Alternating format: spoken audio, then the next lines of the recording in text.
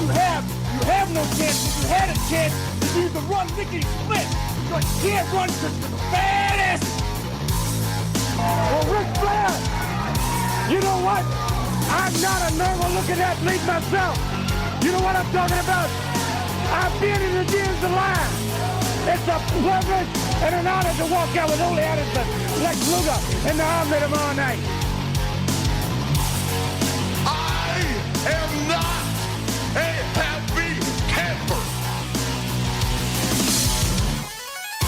What is Bully Ray's motivation? You know, I know he loves sugar. But I checked my pocket.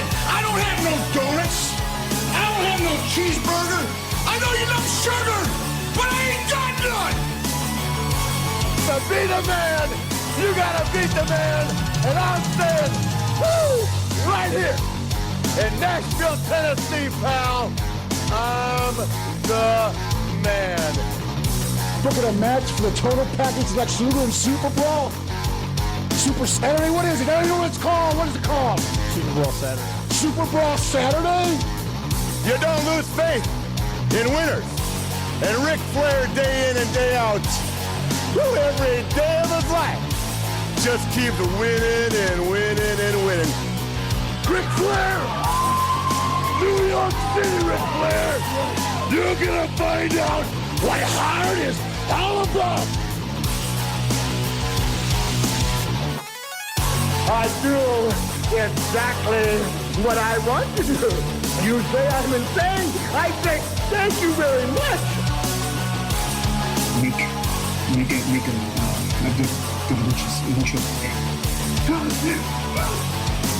I hate God!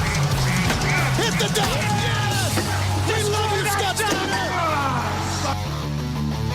Today, woo, I've got the star and profile like never before. You guys talk about being students of the game. I am the game, JR.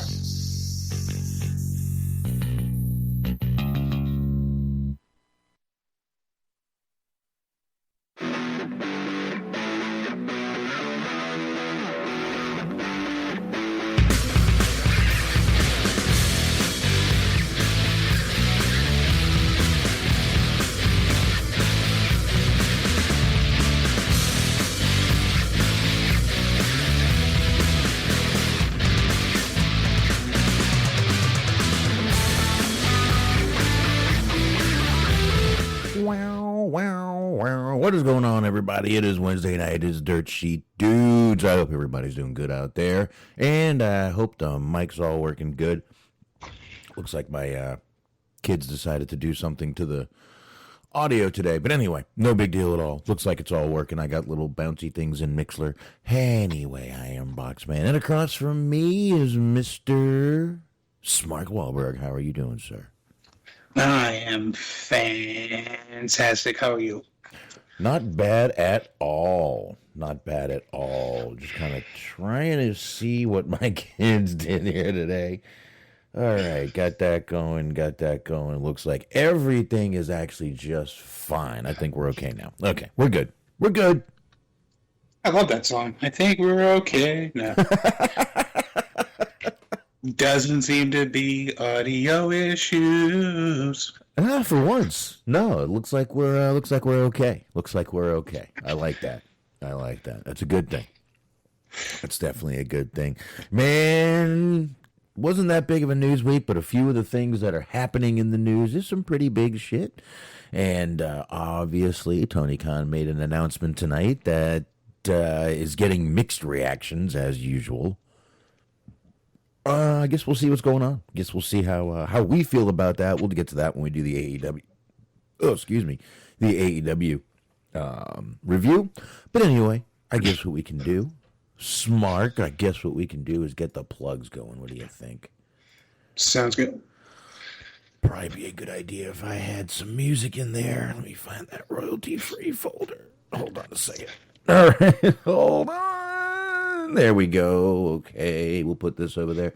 Oh, I got to drag it all the way over to the other monitor. All right, I didn't think out that other monitor thing. Man, that's a long drag. Oof. Okay. All right. Here we go. I got plugs loaded up. I got everything we need to do. So let me go ahead and start playing that. And we will start doing plugs and knock this bad boy out. All right, everyone. Check out the High Marks. That's right, Cheeseman Mojo and Gee Whiz. And you can check them out right here on Mixler, mixer.com/Metal Mitt Podcast Network. Or you can go to YouTube, check them out there. But if you want to check them out live, Sundays, 8:30 p.m. Eastern Time. Once again, Mixler.com/Metal Mitt Network. And you got the Inhumans, Bobby Anthem and Bobby Blades. Check them out on all the usual podcast platforms also. And, of course, Everything Unscripted Wrestling Podcast. Everything Unscripted Network, EUP Network over there on Blog Talk Radio. Check them out. Eric, Doug, Daniel, good guys over there, and wherever you find podcasts. And, of course, Stephen Milan, Letterboxd, BOXD.com/Stephen Milan, 2 L's in Milan. And he's over there reviewing films. And I will be back reviewing something this Saturday, 9:30 p.m. Eastern Time. I'm not sure what, but I'll be doing something. Had a good time last week. Did Boomerang. It was I forgot how good that movie was. Yeah, I was there for that. It was fun times. Oh, yeah? Yeah, most definitely, man. So, please, sir, go ahead. Of course, Mondays, 8:30 p.m. on the Metal Mid Podcast Network on the Mixler machine, as well as wherever you get your gosh darn podcasts. Be sure to listen to Cheese on Sports. Cheeseman, G Wiz, Luke Birch, Matt with 2 T's, and myself. We're talking the NBA, we're talking the NHL, we're not talking Major League Baseball because they're on strike. How about that? But we're talking UFC, so be sure to join us every week, Mondays, 8:30. Also, be sure to listen to Mojo and Dirk's Most Dastardly Show, wherever you get your gosh darn podcast, and be sure to always check out our friends at Planet Raconteur. It's the Planet Raconteur podcast with Bobby Anthem, Papa Dave, Sincere, and Yuck Nasty. All 16 episodes of Season 1 are available, and be sure to subscribe for Season 2 as it comes out ever ongoing. They got an Audible. How about that? Audible, you got a Pod Bay, got Spreaker, everywhere you need to go, everywhere you need to find them. They're there. Nice. So go there. Be there. Mm-hmm. Do that. Do everything we just told you to do. Everything, goddammit. All right. Let's drop this goddamn music. Okay, here we go. We're dropping the music.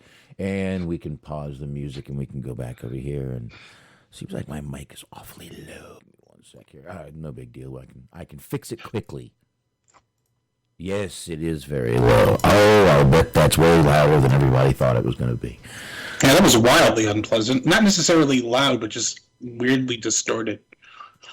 Everything now is too loud. Let me turn everything down a little bit. Okay, that should be a little better. All right, there we go.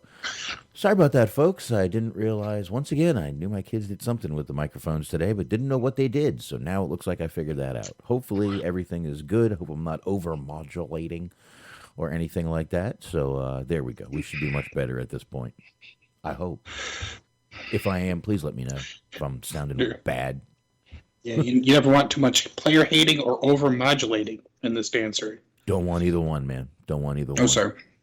I do think one week we should just do like an entire hour and a half of just us trying to fix audio issues, and then when we get everything resolved, we're like, all right, so then, and then the show just cuts off. In other words, a Wednesday. Well, yes, I think we've unintentionally done that show several times, which is never as an intentional bit. No, it's never intentional, but it does happen. It does happen every now and then. So, all right, let me put this down right here. So, all right, let's figure out where to start here, Smark. I guess we can start with the rumor mill. There's a rumor going around that yeah, really, there is, that Vince McMahon may actually get back in the ring and wrestle Pat McAfee. Now, all they say is there's going to be a program with the two, so I don't know what that's going to be, but how'd you like seeing old Vince back in the ring with Pat McAfee? What do you think? What do you think about that? how I would like that is that I would not like that, but what apparently is scheduled to happen is tomorrow. He's going to be on the Pat McAfee show, and he's bringing Austin Theory with him for backup because you know how just regular real-life interviews can always end in skirmishes these days. Yes. Okay. I see what my... Oh, okay. Hold on. This should sound better. It looks... What did they do? I'm sorry. My kids had the microphone boost on. Holy crap. They like to be nice and crisp I'm when like, they yell things at people playing Roblox. I'm like, something still doesn't sound right here. It just doesn't feel right. And glad I looked at that. They got the goddamn microphone boost on. We do not need a microphone boost. I have a goddamn mixer to boost my microphone. Anyway, okay. Sorry about that. Look at us. Just keep fixing audio issues. Hopefully that's better, everybody. Once again, I know I'm kind of doing this out in the open, but I got to get it fixed one way or the other. Okay. Reminder, kill kids. Okay, yeah, we're good now. We're good. Be sure to leave the dog in the enclosed pool area. Yeah. Sometimes I like the dog better. But anyway. That's like the only good thing that he ever did was like, he's like, please, somebody take care of the dogs. Like, the dogs don't deserve to suffer. It's like, well, I guess that anything was good about that. Yeah, you know, the dogs don't deserve to suffer. You're right. See, even fucking serial killers hate dogs. So if you don't like dogs, then you are just a bad person. Yeah, you're probably a bad person at that point. I'd agree with that. Most definitely. Most definitely. Yeah, dogs are cool. I mean, I'm not a cat person, but I've seen some cool cats. Yeah, I don't mind cats. I'm just more of a dog person. I always had dogs when I was a kid. We never had cats, so I guess I just kind of got used to having dogs and not cats. So I just consider myself a dog person, not a cat person. But anyway, speaking of this little thing, I just don't understand. They're calling it a complete smoke and mirrors event. Is that their official press release? They're just being that honest now. It's like, it's gonna be total bullshit. We're gonna advertise the match, but I mean, you guys are smart. You know what's going on. Oh, you know, I don't know, but I definitely am going to be interested to see what Vince says on the old Pat McAfee show. I think it's going to end up being Austin Theory as the guy taking on Pat. That's what I think. I hate to cite other people because it's like you could always go to them for their opinion, so why would you be here? But Meltzer was talking about this. He said that he thought it was going to be Austin Theory versus Pat McAfee, too. And he just straight up said, no one gives a shit about that. And I was like, well, there you go. He's not wrong. No, I'm not going to argue with the guy. He's actually got a very valid point right there. No one does, but they're going to do it anyway. So I don't know. Like I said, I think it's going to be that. I agree with that. But yeah, I'm not interested in that very much, especially not as a Mania match. And plus, I say that to kind of as a reference because it's like, yeah, okay, we don't talk about WWE all that much anymore nowadays either. But like, this guy gets paid to do it, and he is a quasi-respected journalist. But he's like, who gives a fuck anymore? Like, they broke him too. I like that you said quasi-respected journalist. I mean, it all depends on who you ask. That's like a qualifier. To some people, very respected. To other people, not respected at all. That's kind of a backhanded compliment. I like that. Slightly reputable news person. Oh, well, I'm slightly reputable. That's a good thing. Okay, it's time for a beer. All right. Anyway. All right. Yeah, this is nothing I want to see. And if the plan is to get Vince back in the ring, talk about something I want to see even less, no, thank you. No, thank you. Don't need to see that. Yeah, that's the thing is, like, nobody was really clamoring for this. You didn't have to book this. There was nothing to really play off of. They don't have history together. So it's like, why are you doing this? Oh, come on. You weren't dying to see this match. You lying sack of shit. Well, yeah, I'm just trying. I am, but I was just trying to, pretend to be cool so I didn't come off as a mark. But I mean, that's why I'm paying my $60, however the fuck much they're charging these days. Oh, pay-per-views have gone up too. They're now $600. Probably. You can buy them in Bitcoin. Oh, okay. It's only 60 billion Bitcoin. Perfect. Oh boy. Anyway, I knew we weren't going to spend a ton of time on this. I think we're both in agreement that we don't need to see this. No one needs to see it. No one needs to see Austin Theory take on Pat McAfee, McAfee, however you want to fucking say it. But this is nothing I need to see. Nothing. No one. For once, I agree with Meltzer. No one cares about this. I do enjoy that. That was basically his editorial opinion. Was just like, yeah, nobody cares. No.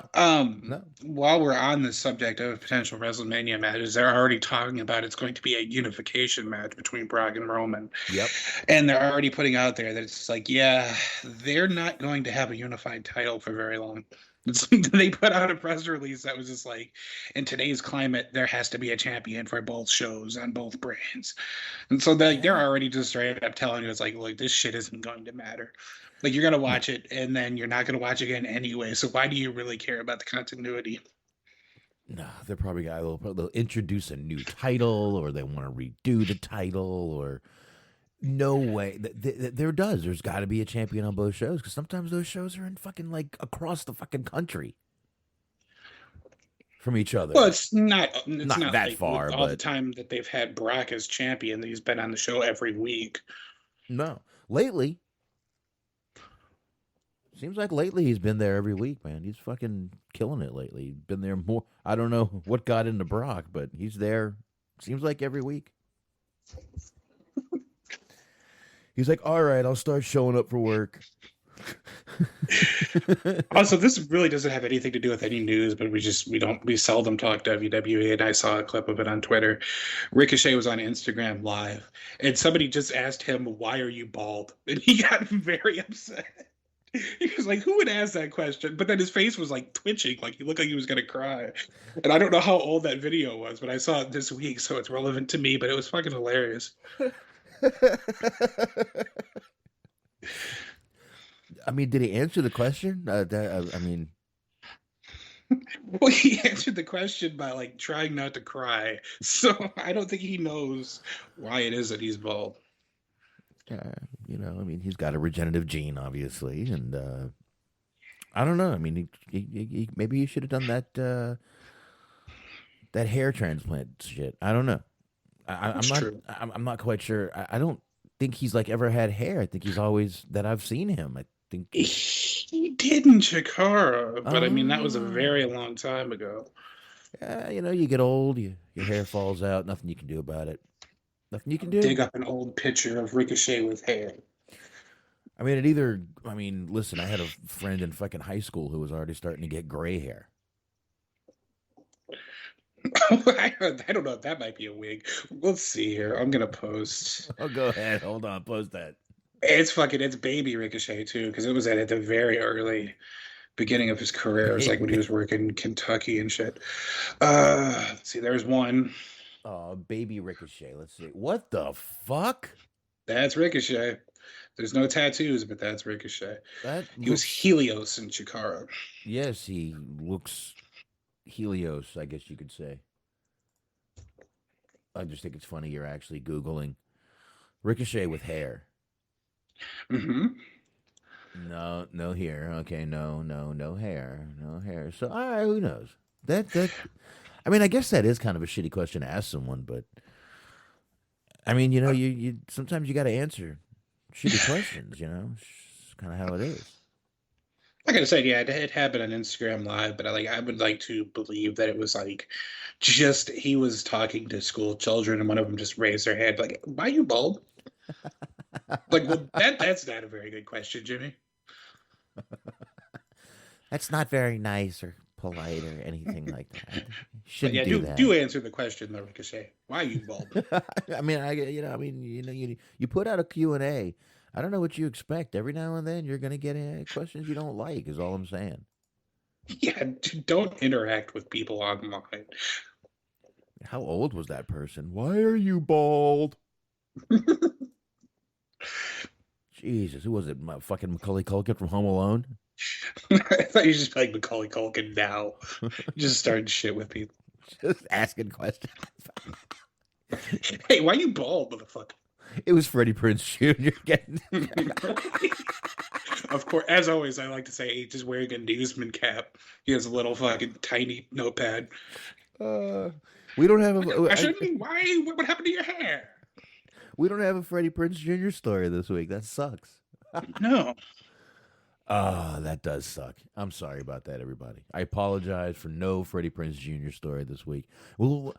I promise we'll dig one up next week. We will. We'll make sure we dig one up next week. But anyway, I guess we can sort of roll on here. I'll bring up one of a quick little thing. We'll talk about one little thing that kind of happened just yesterday. Chavo Guerrero was sort of silently removed from the AEW roster page, and Chavo tweeted, "That's news to me. I guess having at Tony Khan telling me to go film Young Rock Season 2 and my job will be waiting for me when I'm done didn't mean much." Ooh.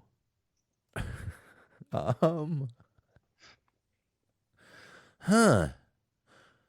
So, what do you think of that one? Well, I guess on the positive, there'll probably be a Young Rock Season 3.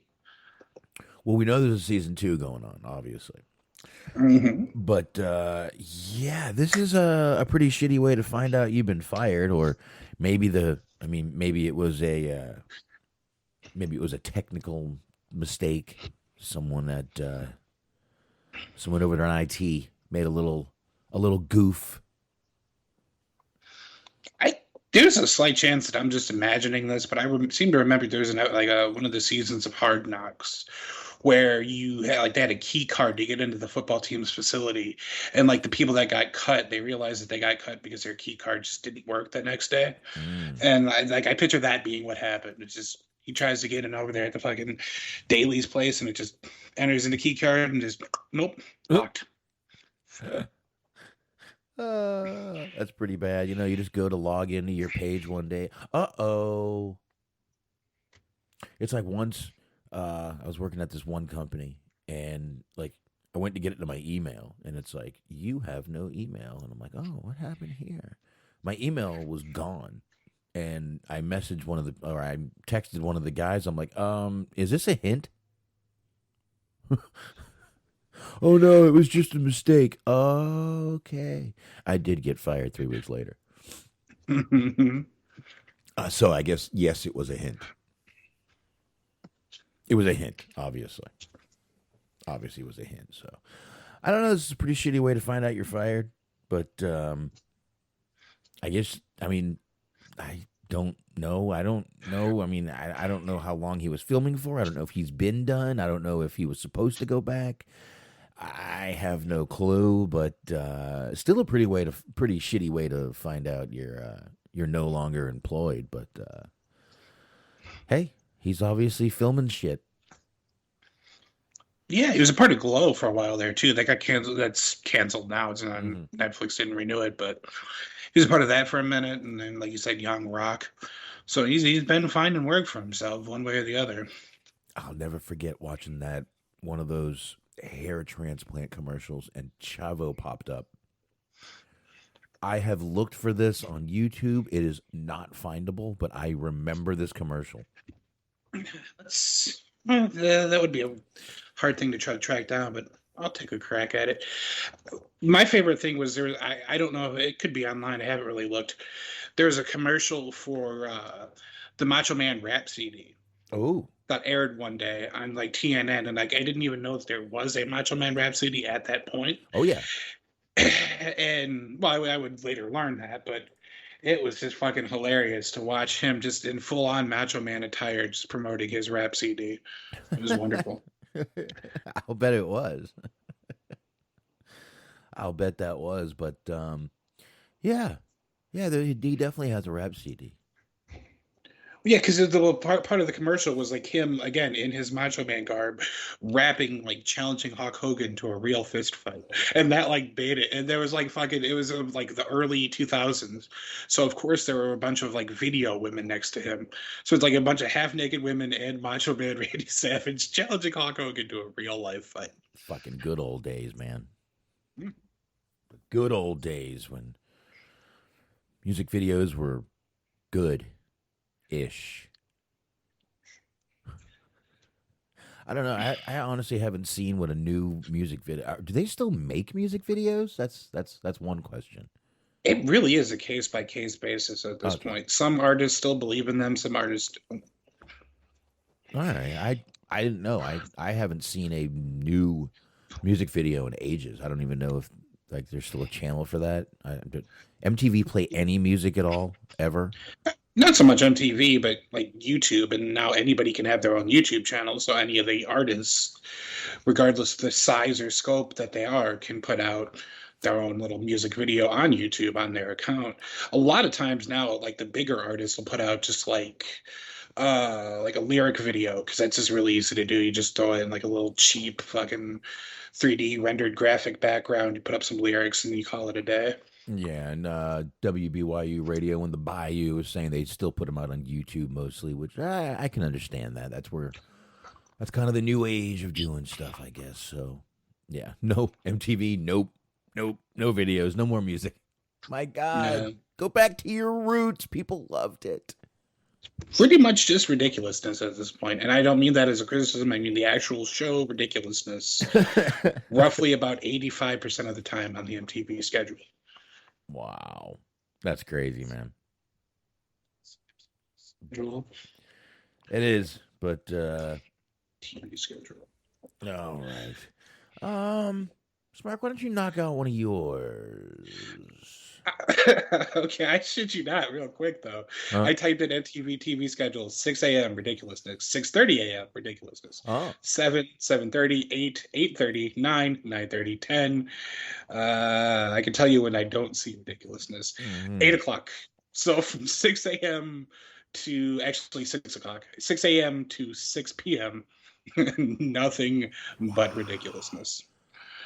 Wow. And you know what else is ridiculousness? Losing your eye, or potentially losing your eye. There was a bit of an incident this weekend at the old GCW show from F4W Online. Alex Zayne suffered a significant eye injury during Saturday's GCW The Coldest Winter show that required surgery. Zayne tweeted today that he suffered a ruptured globe during his death match against Jimmy Lloyd at Saturday's show in Los Angeles and underwent surgery to remove glass from his eye and to repair the surgery. A ruptured globe is described as a vision-threatening emergency. That's never a fun phrase to hear. And a penetrating injury. Penetrating injury is only funny to me because I'm immature when an object penetrates the eye. Why? But the object does not go all the way through the eye. Why did I Google that and hit images? Well, be sure to share that with the Mixlead chat. No. During Saturday's match, Zayne went through panes of glass on 4 occasions, including hitting a why did I not know how to pronounce senton? Through a glass pane that caused a laceration to his arm. It is not clear where exactly during the match the eye injury occurred. Zayne tweeted that he's out of surgery, the doctor said the surgery went well, and that time will tell how his body responds to the operation. Zayne also tweeted that he had to receive stitches in his right arm to close the laceration before they could proceed with the eye operation. So he was so badly fucked up that they had to do surgeries before they could even get to his eye. He had a rough go this weekend. He was in, not too long ago, he was in NXT.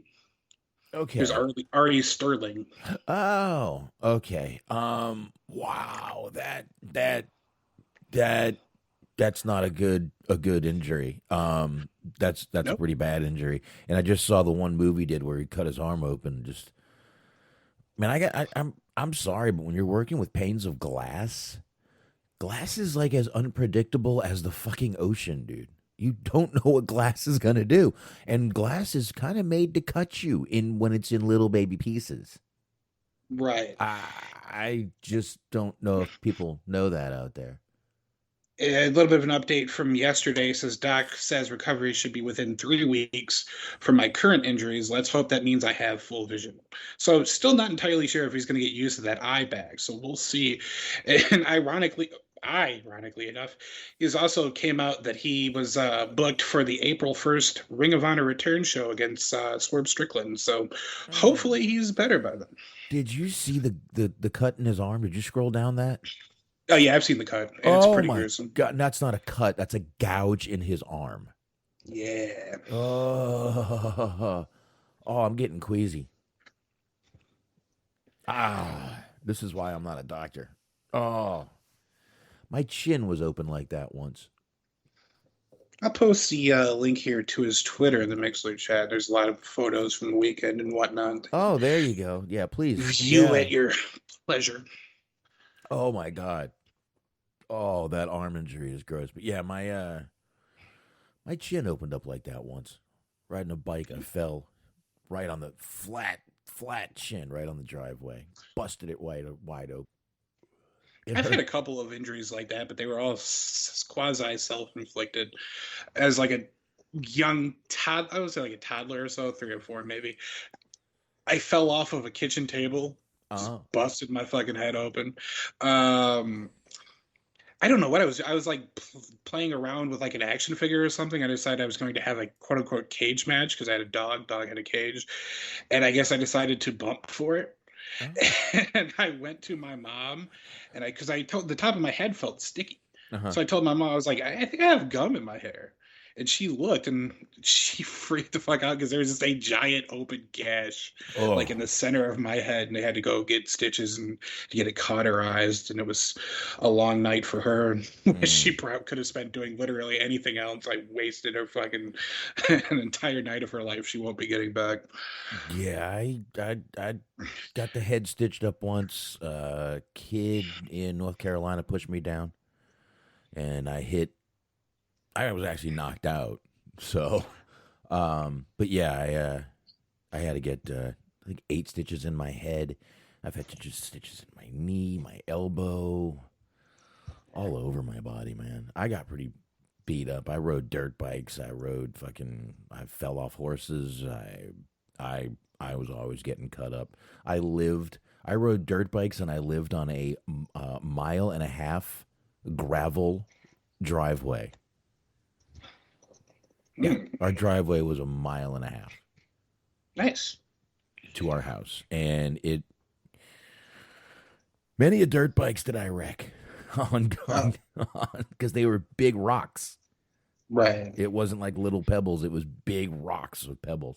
And it was I wrecked many a dirt bikes on that. I'm lucky I'm alive, to be honest with you, man. I hear you. Yeah. Good times though, man. I made it, but that probably explains a lot of the pain I'm in now. Mm-hmm. Yeah. That probably explains a little bit of the pain I'm in now. So a little understandable that I'm in pain. But man, I hope that guy heals up quick from both those injuries. Those are both really gruesome injuries. Yeah, definitely. I mean, any eye injury, you do not want that in any situation, regardless of the severity. No. And that friggin' arm, like, I'm glad he got that closed up. Jesus Christ. Yeah. Well, I mean, that's kind of the funny thing is, if commentary is to be believed, and as far as I know, they're telling the truth, that was his first death match. So it's like that was a rough introduction to deathmatch wrestling for the young man. Because he's really more of more of a high flyer. So like he works regular matches more often than not. He's not necessarily one of those people that are in like the deathmatch tournaments and all the time and shit like that. Well, I saw him doing the little flippy do, spinny corkscrew off the ropes. So yeah, makes sense. Makes sense that he's more of a high flyer. But man, he just ripped his arm. That like forearm, bottom of the forearm, just ripped it wide open. That looked awful. I already closed out of that. I can't even look at it anymore. It's apparently quite the eventful weekend in GCW. I haven't made it to watching both of the weekend shows, but Joey Janela got into a fight with a fan. That was fun. Yes. There's all kinds of stuff going on. So. I did see that video of Joey Janela fighting a fan. I guess they threw beer at him. By the way, if you're going to throw something at Joey Janela, make it a White Claw. He won't get upset. Yeah, I feel like that was this sort of bone of contention there. It was just that it was beer. No, you know what? First of all, you don't throw beer at anybody. Yeah, liquor's expensive. Conserve. Yeah, of course, it's alcohol abuse. You don't do that. Don't waste a beer. All you people out there, by the way, dumping out Russian vodka, stop that. Give it to a homeless person. Give it to me. Give it to me, exactly. I mean, it's just, we get rid of it. Stop dumping out your Russian vodka, goddammit. I know that's not how it works, but I just like the mental image of just like it going in through the pipes and shit, and after a while, there's just a bunch of drunk fucking ocean life.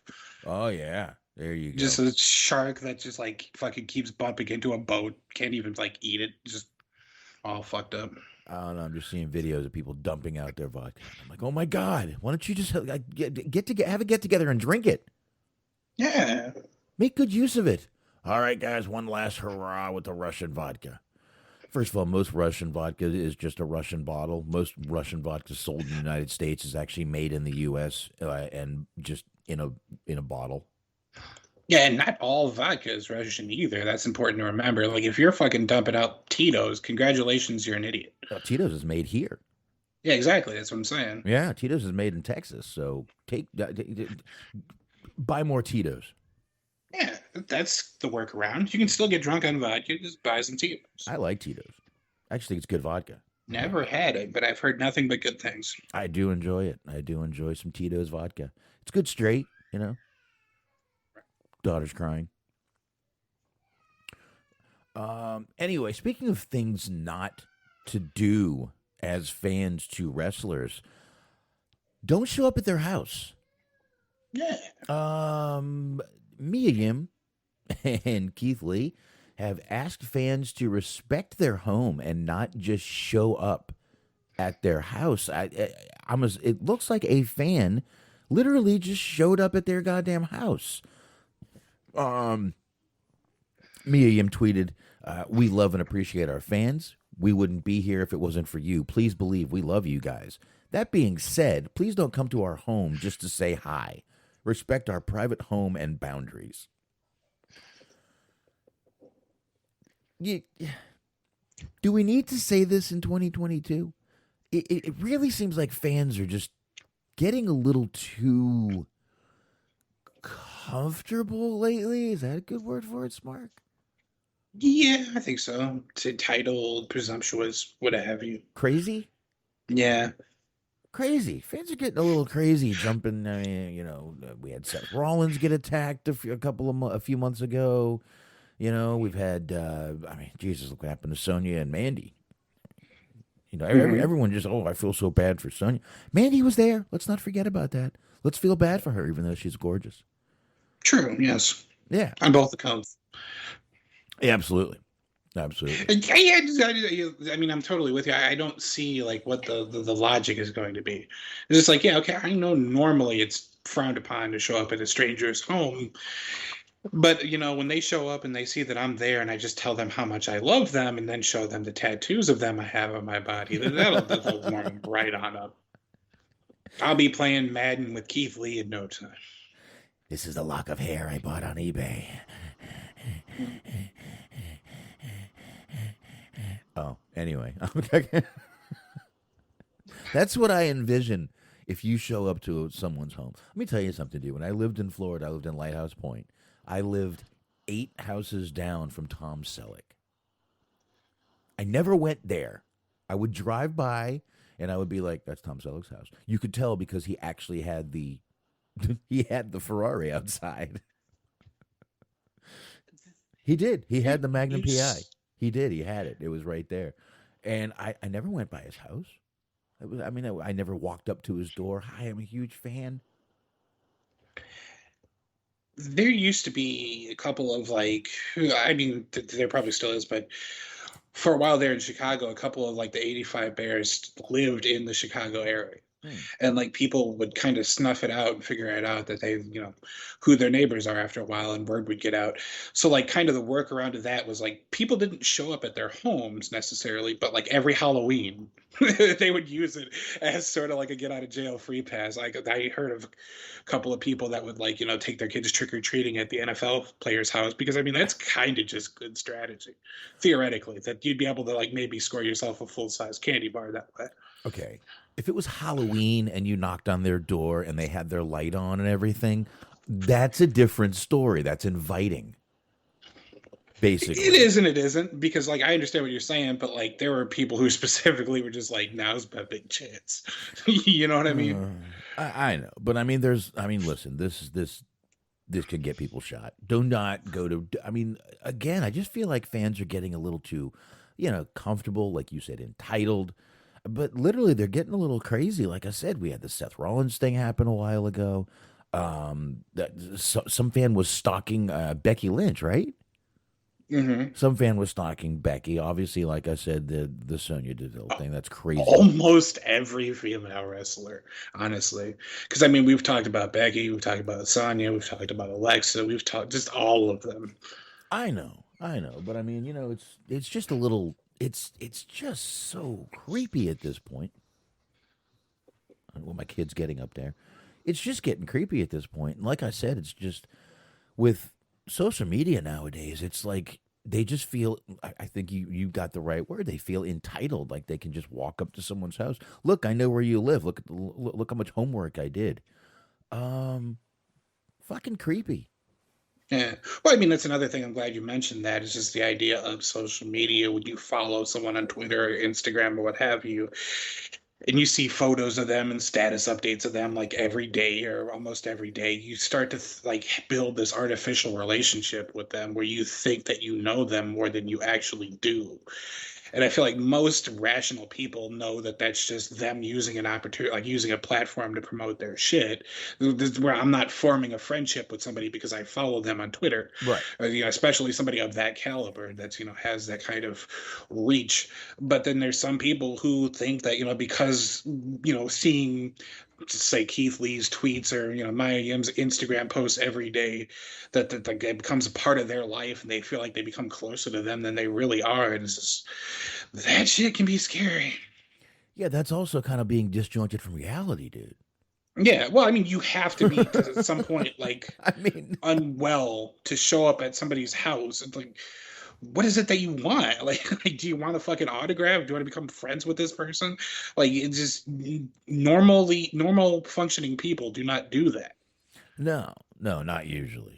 No, not usually. And I mean, WBYU once again bringing up a perfect example. Piss shit milk guy. Alejandro. Let's not slander his good name.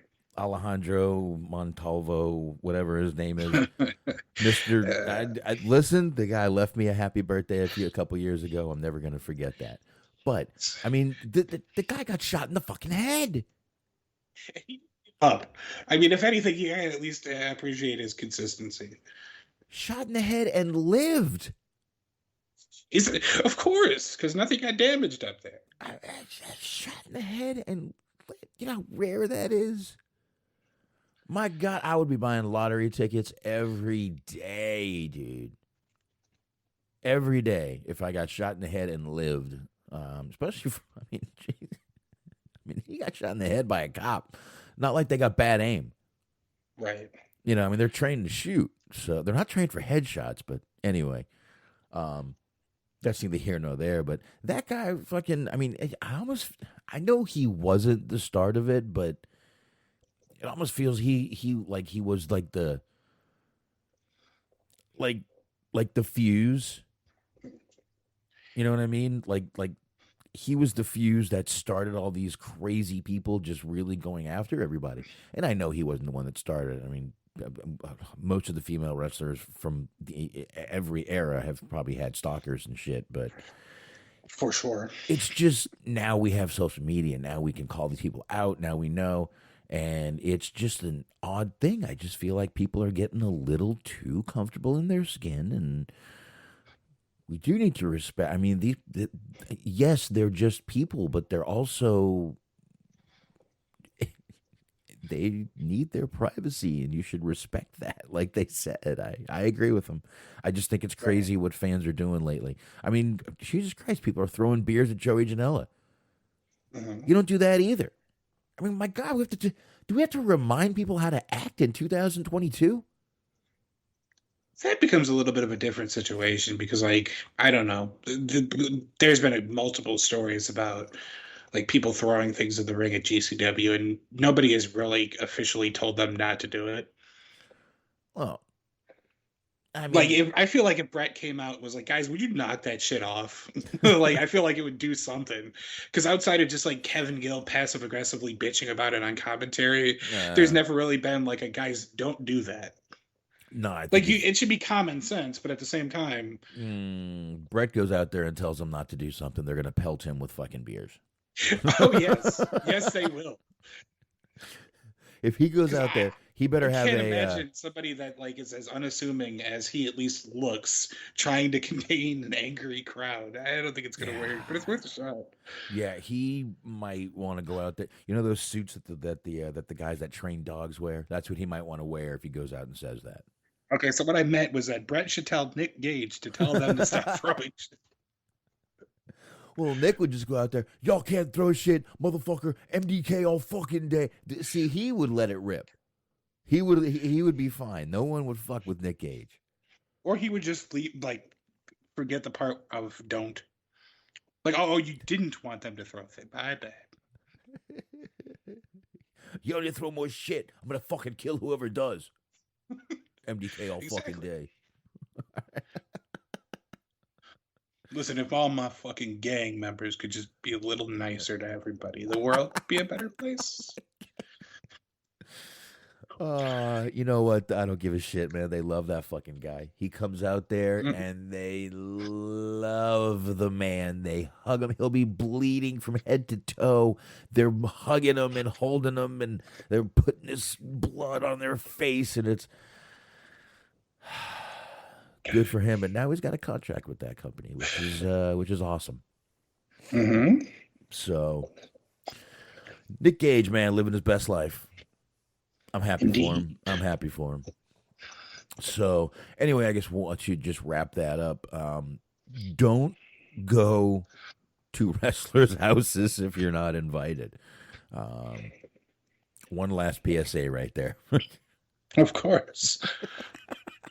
I don't think you would want to go to a wrestler's house if you were invited. Like, if they're inviting you, they probably have like just way too much free time on their hands. Because like the only wrestler theoretically that would like invite you to their house is probably like Marty Jannetty. And as tempting as that would be for the story, you don't want to be involved in that. Bring a camera. Yes. Just stay live. That's all I'm saying with old Jannetty. You never know what's going to happen with old Jannetty. All right, Smark. Well, yes. If you do want the opportunity to harass any number of professional wrestlers without the fear of consequence, there actually is a solution to this. Yes. EC3 put out today, not today, he put it on the 28th, that for the event that they're doing, the Control Your Narrative event, on the 5th of March, so it's going to be this weekend, I believe. There's a rant room. If you pay for the VIP entry to Control Your Narrative, there is a rant room where you will have 3 minutes to yell, scream, and berate your least favorite wrestler with 0 consequences. They will sit there and take it. Lose the keyboard and let it rip, EC3 encourages you to do. And the funny part about this is that this came on the heels of them also announcing, like, within a couple of minutes of each other, that they booked Austin Aries for their show. So basically, like, what they're trying to say is, like, pay us an extra, like, $40 to just tackle Austin Aries. Like, everybody wins in this scenario. I'm really trying, like in my head, I'm like, this is kind of cool. And then in my head, I'm thinking, what could go wrong? I mean, and that makes it even cooler. Like, the only part that I'm disappointed about is like that Low Key's not booked for this event, because you know yet. within minutes police would be called. Not yet. Not yet. He's not. And I don't think I would use him for this show. But I don't know. This I guess we need to talk about the elephant. This show's getting a little backlash. This whole company's getting a little backlash right now. Just everything going on is weird with this company right now. So I don't know what's going on. And yes, there we go. Everything unscripted. Eric just topped on in the chat room there. Yeah, there's just a lot of shit going on. I don't know what, and they say they've got a TV deal already. This rant room thing though, let's stick with this right now. Yeah. Yeah, what could go wrong? I would love to see it. I'm so torn here. I'm so like if it was in anywhere near me and it is not, like I would consider attending the show just to see like if anything would happen because of this. I mean, let's see who's booked and who's going to be in there. I mean, good. Like, they're going to get to talk shit to, Braun Strowman or. Let's see. Yeah, Braun Strowman, EC3, of course, is going to be there. Josh Woods, Austin Aries. I don't see that many more people, which is kind of worrying considering the fact that the show is on the 5th of this month. It's 3 days away. So wow. Well, I mean, Austin Aries, look, the guy is fucking whacked. Who cares? What are you going to go there and give your political opinions to him? Tell him you shouldn't be anti-vax. You conspiracy theorist. You're all your conspiracies are stupid. Okay. I'd pay like a couple dollars to just run up in there and just be like, look, you have made a long ways in your career by just sucking up and riding the coattails of homicide. You're not that intelligent. You're not that smart. Your theories are, oh shit, you're not low key. My bad. I wish low key was booked. Can I have low key's phone number? Like that's what I really want. Is I just want to be able to berate low. I'll give you an extra $20 if you let me berate low key. Oh, there you go. There you go. See, see, you're bargaining now. I like this. Mm-hmm. I like this. Yeah, I'm very torn on this. I'm very interested to hear how this goes. And it's a cool ass idea, honestly. It is, but like I said, there's that other part in the back of my head that's just going, "Hey, what could go wrong here?" But yeah, I mean, they say that they're going to take it, but we will see. I mean, I want to see if I can find the rest of this card. That's the problem more than anything, is they're having a real hard time. I can't find the fucking card anywhere, and I'm looking at EC3's Twitter, so that's not a great sign. I'm there too. I don't see any of it. I don't know. But It is interesting though, because like a couple of weeks ago, I said that if I ever had money, I would create a wrestling promotion just based on like all of the people who are just like described as locker room cancers.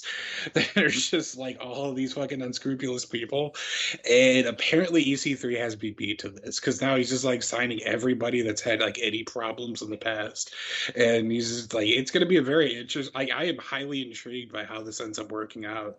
Like maybe not so much to actually want to watch their shows, but like I want to follow the growth of the company. Second chance wrestling, that's what they're calling it. Mm-hmm. I don't know. Listen, yeah, a lot of the guys they've got on there have had some problems in the past, and just pretty much the only one you've mentioned that I really can pick out is Austin Aries. That's had most of the problems. I mean, do they have like Jackson Riker coming in or something? I actually think they're going to. Yeah, that seems like that was a name that's been thrown about. I think Enzo at some point has been there. Like they've used a lot of people who have sort of checkered past, shall we say. We've talked about this Enzo thing, man. Look, Enzo's done some shit I'm sure he's not proud of, but that whole thing with the assault, that girl was lying. It's been proven. Right. It's basically been proven she was lying. WWE used it to get rid of him. It was an excuse. Good for them. whatever. Good for you. You got rid of a fucking guy who, I mean, like they said, that Enzo you saw on TV was the Enzo they saw backstage. Yeah. That's a hard person to deal with a lot. That's a tough person to deal with right there. So, Although, while we're on the subject, I have been bearing the lead. Not only are they a wrestling company, but they also have some very interesting merchandise. Not the least of which they have food seasoning. Because, of course, what else would you want from your wrestling company than a line of herbs and spices? And this is from a product description that EC3 himself put out. Get ready for this. I'm reading it as it is written. Please do. Quote, big seasoning has been contaminating your beef, chicken, fish, and even your vegetables for far too long. Control Your Nutrition provides all natural ingredients, health consequence herbs. I'm not misreading that. That is exactly how that is written. Health consequence herbs and spices provide flavor that will punch you in the face. The time is now to take back control of your nutrition. The Control Your Nutrition 4-pack is our best value, combining all 4 seasonings so you're covered for every kind of meal. Save $4 when you buy all 4. But best of all, each 4-pack includes 1 month of free Project Narrative Nutrition Training app by EC3. Wow. So if you're tired of big seasoning meddling with your food. I mean, big pharma, big seasoning, big media, big tech. I laughed a good 20 minutes at big seasoning the time I read it. And I was like, we got to talk about this. All right. Okay, now I see where all the backlash is coming from. This company seems a little far right to me. This company's batshit crazy, and I'm all about it. Company's a little far right, a little too far for me, even. Like there was a story that Rob Black was going to relaunch a promotion, and like they've gotten him beat. Like Rob Black can sit down. Like he's not needed. No, just join this, dude. Yeah, exactly. He can be like their on-air commissioner. So you've got Control Your Narrative and Control Your Nutrition. Mm-hmm. And I believe he meant to put health conscious herbs there, not health consequence herbs. Maybe. I mean, it's time to get bold. It's time to pay the consequences when you eat. I mean, big seasoning and the health consequences. I understand where he's going here now. Okay. I kind of like big seasoning as a nickname for like myself or another large man. Oh God! I mean, you know those evil Goya people. That evil Goya guy. Well, I mean, he was evil for a while. He was evil for a little bit. Man, those seasoning companies. That goddamn McCormick Spice motherfuckers. Oh man, you know that they have to have fucking Drake Younger for their company. Oh, like, there you be go. one of the people. See, they need a ref. Every promotion needs a ref. You get old Drake Younger out there. There you go. He's got to be there. I mean, my God, him and hey, Kendrick's looking for a job. So $25 is general admission for Saturday show, and for the Heckle Pass, I guess is what we're gonna call it, $99 for VIP admission, which includes the meet and greet and the admission to the show. So you do get to see the show as well as Heckle Austin Harris. Interesting. I will say that. And like I said, the fact that I am on the official event page where you can purchase tickets and there's no card announced is surely a sign of quality. I'm going to tell you one thing. They can talk about big fucking seasoning all they want, but if this motherfucker messes with my Old Bay seasoning, I'm going to fucking kick his ass. Yeah, I mean, it's a two-pronged approach. He's trying to bring down McCormick. He's trying to bring down McMahon. Just don't fuck with Old Bay. Don't fuck with my Old Bay Creole seasoning. I'll be pretty pissed off there. That will piss me off. No more Sweet Baby Ray's. It's just a full-scale offensive. Ooh, that's some good barbecue sauce. Yeah, it is. Actually used some last night. Same. I had burgers. I used barbecue sauce in burgers and good stuff. My wife left chicken for me to cook because she went and did something last night with her friend, and she left chicken. Now, my wife's chicken is always missing something. So what I did was I made her chicken, and then I just tossed it in barbecue sauce for me and the boys, and it was good. Very good. It was very good. And she marinated it. And we've got the little, what do you call that? The food saver, the vacuum sealer thing. Mm-hmm. So when we marinate, we vacuum seal it too. So it marinates the shit out of meat. There you go. Oh, yeah. That's like some professional shit right there, man. I love that thing. We got it for Christmas a few years ago, and I was like, we didn't need this, and we use it all the time, though. Mm-hmm. That's always how that works out. Yeah. Yeah, we use it on all, fucking keeps vegetables longer, keeps meat way longer in the freezer without getting freezer burnt, too. Yeah, my grandparents have that. They swear by it. Yeah, it's pretty good. Pretty good.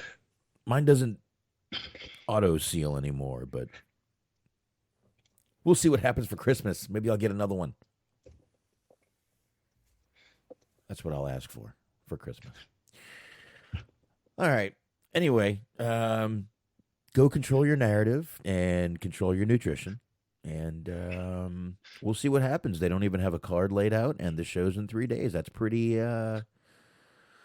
ambitious, if you ask me. Gonna be a total clusterfuck. And don't forget about the heckler room, I believe Smart called it. Yeah, something like that. Yeah, Heckler it's somewhere pass. around here. I forget what they fucking called it. The rant room. The rant room, they called it. Yeah, the rant room. Is this like a safe space? I hope so. I'm going to tell you now, you go in there and start making fun of someone's family, they're going to fucking come after you. Please. I mean, you know people are taking this as a challenge. They better There's got to be at least one or two people that are like, no, I think I know the right combination of words to get them to lunge at me. Put Bully Ray in there, see how he takes it. I booed your wife. Fuck you, I killed You you. motherfucker, I'm going to fucking kill you. Don't you boo my heel wife. God damn it, Devon. Where the fuck is Devon? Oh, fuck, he had surgery. All right.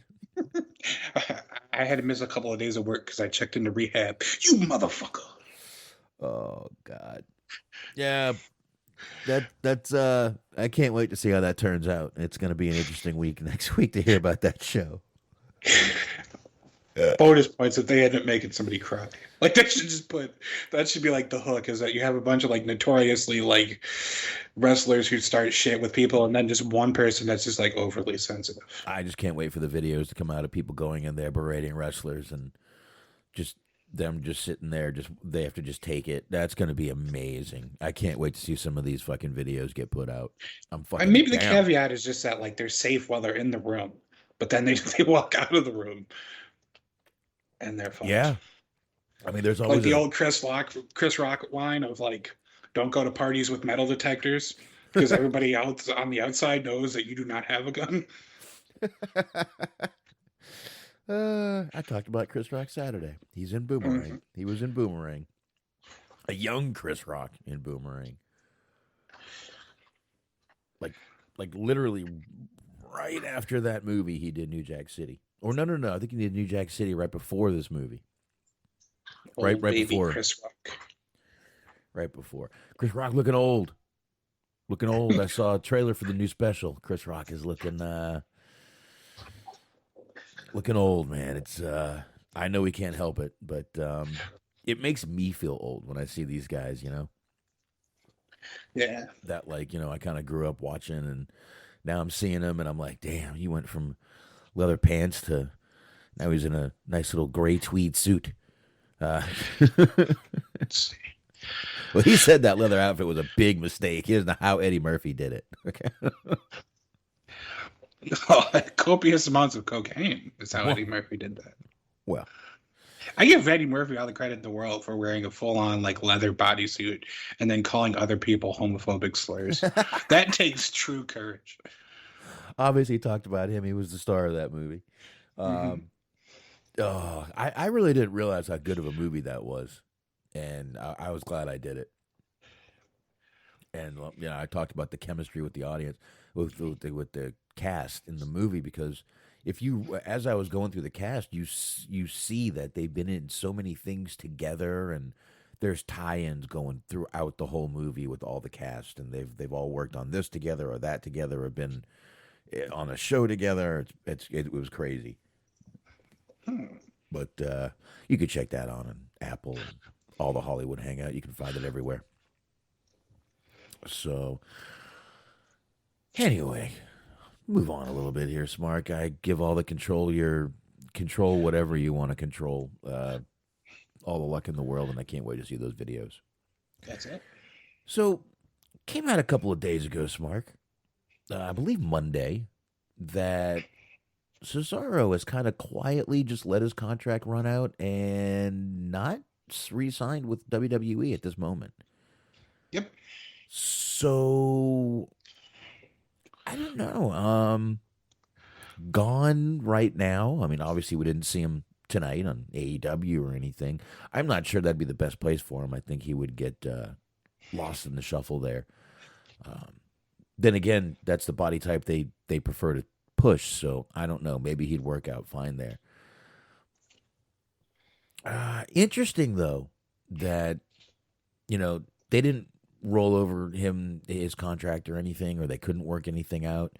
But talk about a guy that, in my opinion, the Machine really,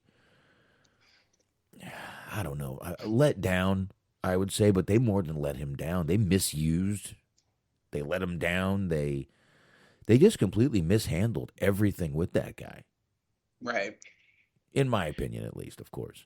I mean, he was out there. He had all this momentum behind him. He had the Cesaro section at one point. He's got this crazy strength that we've seen him do crazy things in the ring.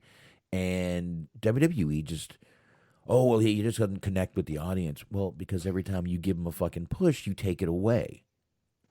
You Dolph Ziggler him. You Ziggler him is what you do. You never want to get Zigglered. Yeah. I mean, every now and then they Ziggler some, because that's the same thing they did with Dolph. They'd push him. Oh, Dolph's gonna leave. Oh, push him. Stop. Push him. Stop. Which is why even bother getting invested in Dolph Ziggler anymore? We know what's gonna happen. We know. Right. It's back to fucking catering. We know it's gonna happen. Slap back to catering. Cesaro would seem the same thing. There you go.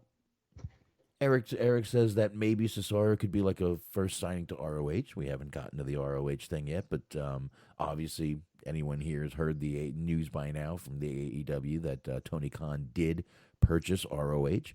That could be something he could do. He is an ROH original. Mm-hmm. Maybe he knew this. Well, not original, but yeah. Not original, but he's more of an ROH guy. You're right. I apologize. Yeah, because he came over when they were having that whole... Well, not at the same time, actually. He came over shortly before they started that feud with CZW, because that was back when he had hair. Mm-hmm.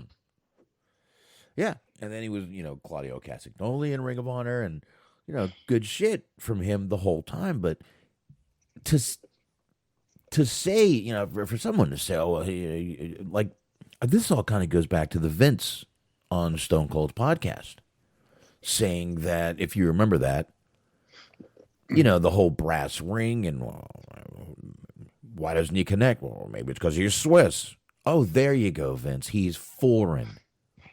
Mm-hmm. That's why he doesn't connect. A lot of foreign people have connected. William Regal connected. How many more foreign people can you mention that have connected with the fucking audience? Tons of them. Well, I mean, it's sort of the irony of just he's saying that while he continues to push Sheamus. It's really not all that different. They're not that different from each other. They're more or less the same person. Claudio's a little bit of a better wrestler. Sheamus is slightly more charismatic, I guess. But I mean, for the most part, they're the same fucking dude. Yeah. For the most part, but I mean, look, the guy was just, like I said, he definitely got over with the audience. They always cheered for him when he was out there. The swing, they would cheer. They loved the fucking swing. And this would be a guy that I would really think that you would want to keep around. Right. Or I guess maybe they just think, well, we got Tommaso Ciampa now. We don't really need two of them. Mm. Yeah, I don't know. Like this, but keep in mind, this is from like Chris Jericho himself said that when Vince wanted to turn him face, that they started announcing that he was from Tampa Bay because, in Vince's own words, people from Canada couldn't be faces. It's just like, dude, what the fuck? Like, Canada's not even a natural enemy of the United States. Yeah. This isn't like some fucking like Russia. This is not the Iron Sheik. He's from fucking Canada. Canada's like America Light. I mean, it's our neighbor to the north, as they say. But I mean, you're right. Because Vince thinks anyone not from America is a bad guy. They're the heel.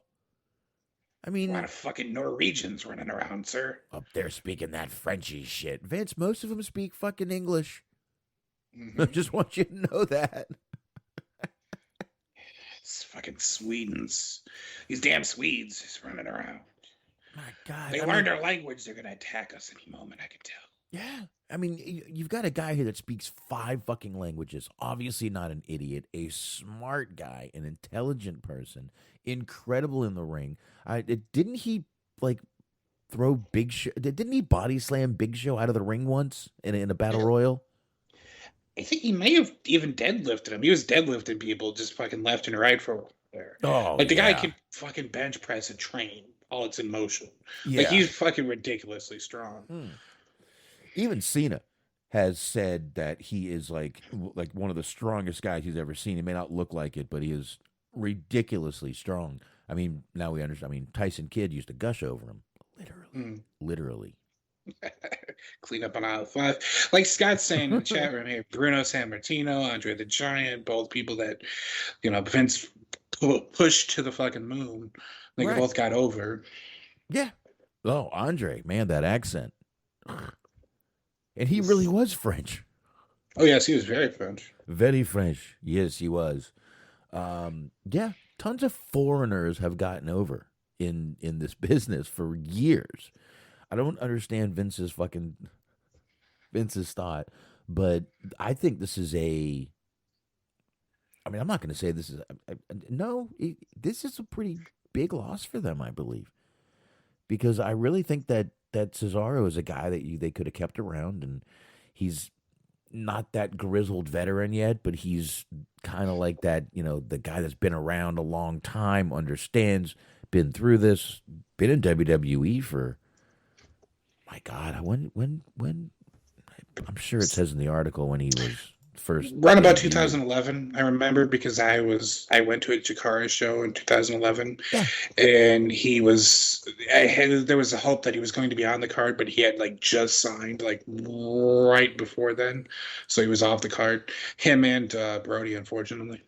Oh wow, yeah, and I see that. Yeah, it was 11 years exactly. It's been 11 years since he's been there. So, Jesus Christ, you don't just let a guy of 11 years walk the fuck away, especially not a fucking Cesaro. Mm-hmm. Well, and that's sort of maybe it's semantics, but based on potential of what he could have been for them, what they could have done for him, it is a big loss. But that's sort of the thing with them, is they never build big stars, so it's never really a big loss because you never do anything with the people you have when they're there. Well, because this goes back to the John Cena. When they pushed John Cena, they sacrificed a lot of people just to get John Cena over. They sacrificed a lot of people to get Roman Reigns over. Mm-hmm.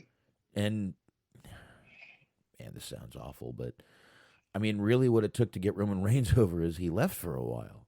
I know he left because of the leukemia. I'm not trying to be an asshole about this, but honestly, when that all happened, we said he's going to come back to biggest babyface this company's ever seen. And he did for a little while. And now he's one of the greatest heels that this company's fucking had in a long fucking time.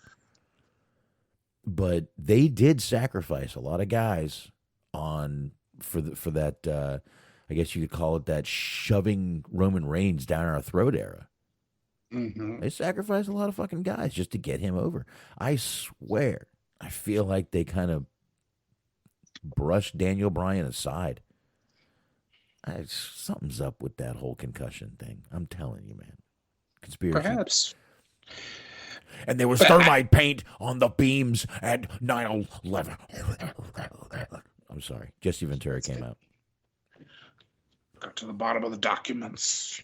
They won't let me in because they know I know the truth. No, you don't have fucking clearance, you idiot. Okay. I do love me some Jesse Ventura. I do love the fucking nutball myself. Raving lunatic. I like the fucking nut bar. He's just a crazy old nut bar, and I like the guy. Maybe I'll watch Predator later. That's why I watched Predator the first time. I was kind of disappointed because there was kind of not as much Jesse as I had hoped for. No, and he dies pretty early. Yeah. Oh. I mean, it's not a bad movie, but... Spoiler.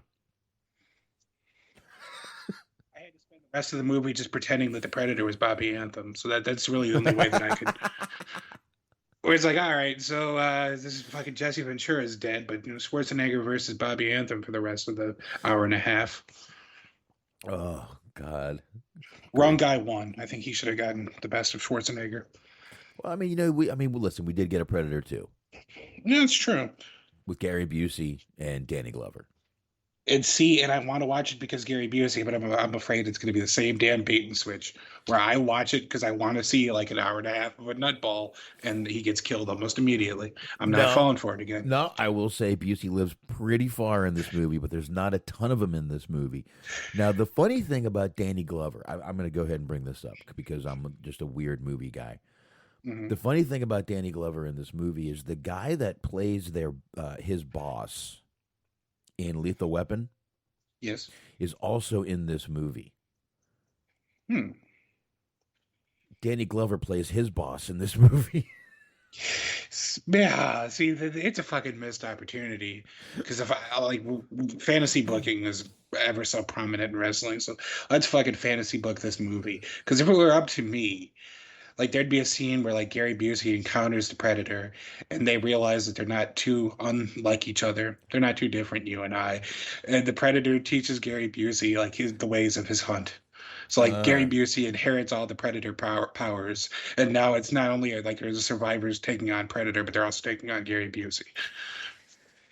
No, he gets cut in half. But anyway. Well, yes, that's how it actually happened. But if I was like, let's do the remake. Gary Busey's still alive and kicking. I'm going to fucking do Predator 2.5 where Gary Busey gets to be Predator. That'd be interesting. And really, at this point, you could literally just not even put a mask on him. Gary Busey actually does look like Predator at this point. Yeah, he just opens his giant fucking I know that's Alien, but he opens his giant fucking mouth, and then like a smaller Gary Busey mouth pops out. Well, they had Predator versus Alien. Yeah, Alien versus Predator. Alien versus Predator. I'm sorry, I messed it up. I didn't mean to put the old Predator first there. Oh yeah, I mean, let's not forget who the real star is. I didn't mean that. But yeah, that's just a little factoid there of that right there. But what? We detoured so fucking hard. I forget what we did. We did. And you know what? Eric's got a good point. Cesaro was rarely the guy that would go out there and get hurt. Yes. He was always available for him. Yeah, he was. And I mean, he was always the guy that was just out there ready to go do the thing and probably back there begging to go out there. But I don't know. Maybe it's for the best. And listen, no one's saying he's not going to go back. And maybe they do decide on a deal and he does come back to WWE. But right now, free agent, ready to go wherever he wants. And I would say for a guy of his talent, that fucking wherever he can go, whoever picks him up is definitely getting a good hand. For sure. A fucking mechanic and a half, this guy. Maybe he'll show up in the old rant room. He could be. Maybe you can go the rant room. People just start bullying poor Cesaro. He's a little tear down his eye. Then they stop and they apologize. Can I have a heckler pass, please?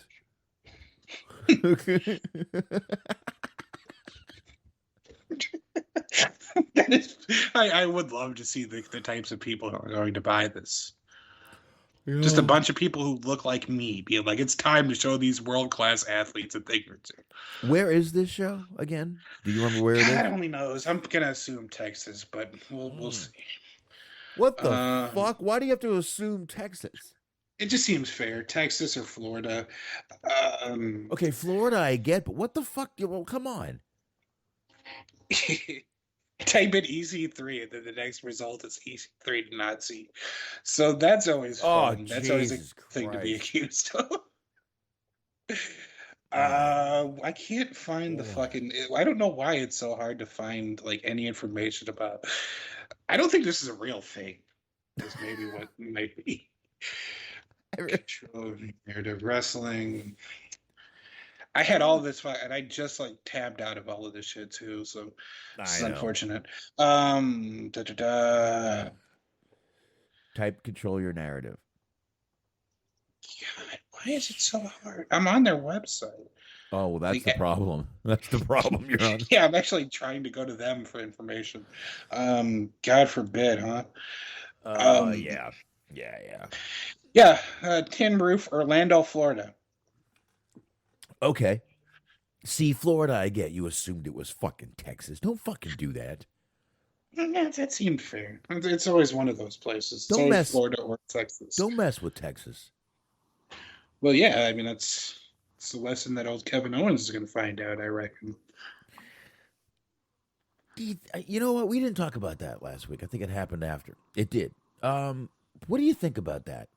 Stone Cold possibly coming back to do a match. Do you? I don't think so, man. I mean, I think it's going to happen, but I'm not terribly optimistic for it, just based on what the actual match quality would be, because it's been like 20 years since he's wrestled, and like we saw what happened when like Shawn Michaels came back for that fucking Saudi show. It was just a real nightmare. Well, I mean, Stone Cold's a little different. I mean, I would hope. I don't know, man. I mean, Stone Cold still looks like Stone Cold. He's still jacked as hell, and because he stays fucking fit because he does movies. By the way, just to throw this out there, if you're looking for some Stone Cold Steve Austin movies, go to Tubi. Mm-hmm. Tubi has all these Stone Cold movies, all these Steven Seagal. You can literally watch Steven Seagal go from thin to what he is now throughout a movie, because they have a ton of Seagal movies, a ton of Wesley Snipes movies that were straight to DVD or straight to fucking Netflix. Check out Tubi if you want to watch some of those movies. Yeah, it's a treat. But yeah, if you do want to, there's a few ads, but it's not that bad. It's really not. It's like I was watching Enemy of the State. I think there was 4 ads throughout the whole movie, and they're like 2 minutes apiece. That's not bad. Or you take advice from good old Uncle Smark. You turn the ad blocker off. You start the movie. You turn the ad blocker right back on. It usually ends up preventing any future ads. You might have to sit through like one initially, but after that, you'll be straight. Or you use the ads to go get something to drink or take a piss. That's true. Yeah, I kind of use them. Get up, check the kids, make sure they're alive. Sometimes I just like watching it as just a way to pretend that I'm still watching like regular television. Every so often I get that urge to like actually watch real TV. Well, the bad thing is I have like most of the movies that I like have on my list I already have on my like hard drive. But I like there's a few good things about watching it on my on Tubi, because it's on the Amazon, so I can get. It's a lot easier in my house with the kids screaming and yelling and everyone talking. I put the closed captions on with the volume. Mm-hmm. I can't do that on my hard drive because you have to download them and put them in, and I'm not doing that. I have thousands of movies on there. I'm not getting every subtitle. So I like doing it on there. I'd rather watch it on the Tubi or even Pluto, but Tubi, just great right now for movies. They got some badass movies on there. Last Dragon is on there if you want to watch it. Mm-hmm. Last Dragon is on there. But the Stone Cold thing, he said so many times that he's pain-free. He has no reason to come back and do a match, this and that. I don't know, man. I don't know. I just don't see him coming back after, 19, 20 years just to do one match. It's possible. I wouldn't mind seeing it. My God, I would love to hear that fucking glass break a few times. I would definitely go back to watching SmackDown at least. It's SmackDown they're on, right? I think Owen's Raw nowadays. Is he Raw? I would watch that again if Stone Cold was on, just to hear that fucking glass break. But I don't know, man. Watch it be like just a fucking, just a segment. And it's over, like it was with Punk. Remember the whole play? Oh, him and Punk. Stone Cold offered him a beer. It's on. Forever, I will forever remember that segment, if not for any other reason than because fucking Silent Rage was also there. And like CM Punk walks in and he's like, and Stone Cold's like, you see Big Handy over there? And it's like, you will forever be a footnote in one of the biggest segments in wrestling. Big Andy over there. That's right, because he was the winner that year. Mm-hmm. He was the winner that year. I remember that now. You're right, he was. Oh, God. Anyway, I don't know, man. I mean, I'd love it, but I don't know. You seem to think it's going to happen. You seem to think Stone Cold's coming back. I think it's going to happen. And the thing about it is, though, is like, they're still not going to learn their lesson. It's the funny thing. No. It's like, this is WrestleMania in 2022, and your two big selling points are a Vince McMahon match and a Stone Cold match. And like, by next year, they will still have not done anything more to help build new stars. Yeah. No, they won't. And they've learned their lesson. That's funny. No, they won't learn their lesson. There's no way they will. And you're right. They just don't want to build. Jesus Christ, we just talked about Cesaro. Mm-hmm. You want to build a fucking star? That guy could have been it. I don't care what anyone says. I don't care what Vince thinks. Or he's Swiss. So? What's your point? Right. What's your point? The guy, I mean, it's not like the guy didn't speak fucking just fine English. They didn't come out there and speak Swissanese or something. Right. I made that up. Swissanese. I just made it up. He wasn't out there speaking some weird language. He came out there. He spoke very well English. He sounded very, sounded like an intelligent guy. And there was no reason not to, but they wouldn't make a star out of him. Who do they want to make a star out of? Austin Theory. Why? What do you see in Austin Theory? He's a goofball. But then even then, it's like they bring him out. I guess he's just Vince's lackey, and like Vince just berates him and like makes fun of him and treats him like shit. And it's like, all right, that's the future of our company. Is this guy who this fucking 78-year-old man is just berating every week? Silent Rage 2. Mm-hmm. It's like, oh no, I got a really good. That's what happened. Is they hired too many people from Impact. It's like, all right, we got a really good idea. Like about 10 years ago, Dixie Carter just berated everybody, and that worked really well for us. So let's try it with Vince. At this point, Vince is Stephanie. Mm-hmm. Stephanie loved just going out there and berating all the guys, taking their balls, putting them in her little imaginary purse, and walking away with them. Yep. Knowing that there's nothing they can do because of rules in the company. So, I don't know. I just remember that one night she did it to Daniel Bryan. I felt so bad. I was like, Jesus, this guy just has to sit there and take it. He wants to hit this bitch. I mean, that'd be a way to get over, I suppose. Get arrested, but get over. I mean, both. Yeah, definitely. Anyway, I don't know. So we'll have to see what happens. Obviously, we'll find out what goes on with the whole Kevin Owens and Stone Cold thing. We'll see what happens with that. Anyway, Smark, you got one more. I got one more. AEW, and we're good to go. I do. What I just noticed on Tubi here is that they also have Fat Beach. I know how much you love that movie. Speaking of somebody who has sort of a weight problem from time to time, Samoa Joe. Fightful.com has learned some more about Samoa Joe. Samoa Joe won the NXT Championship at NXT TakeOver 36, defeating Karrion Kross to become the first ever three-time, how about that? NXT champion. I added that part.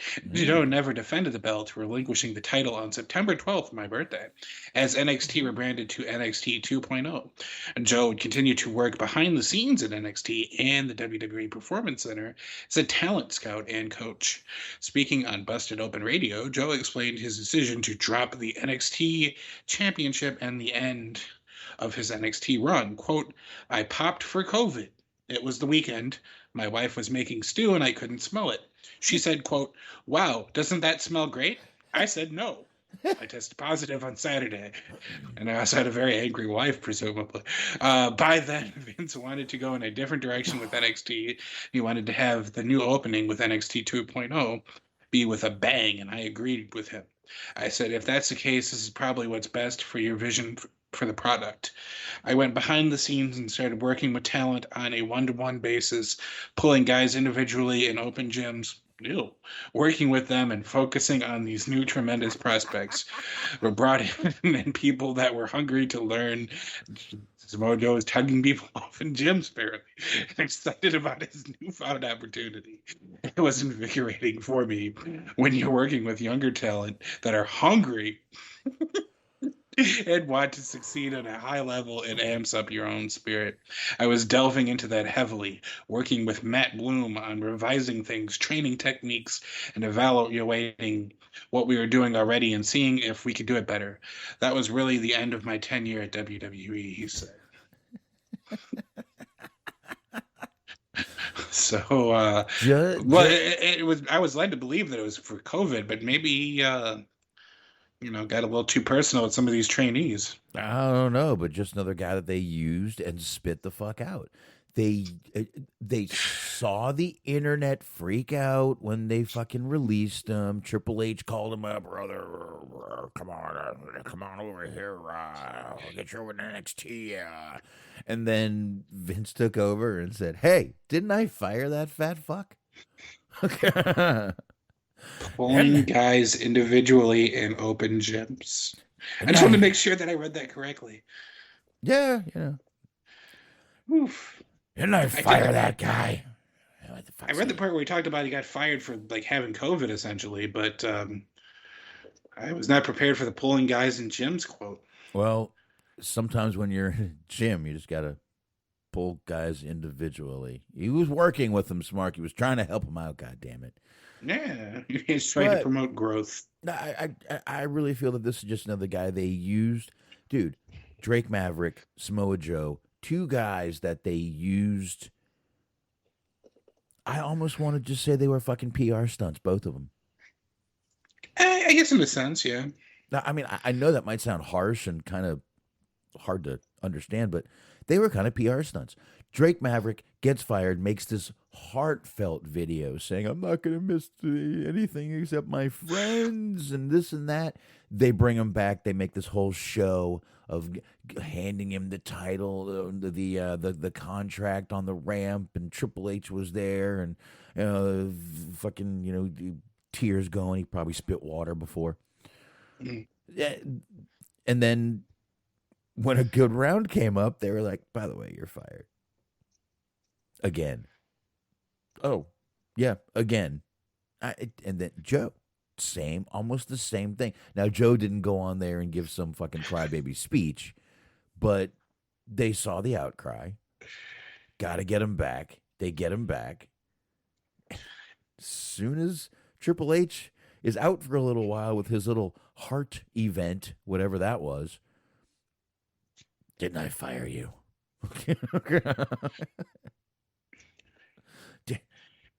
Didn't I? PR stunts, dude. Mm-hmm.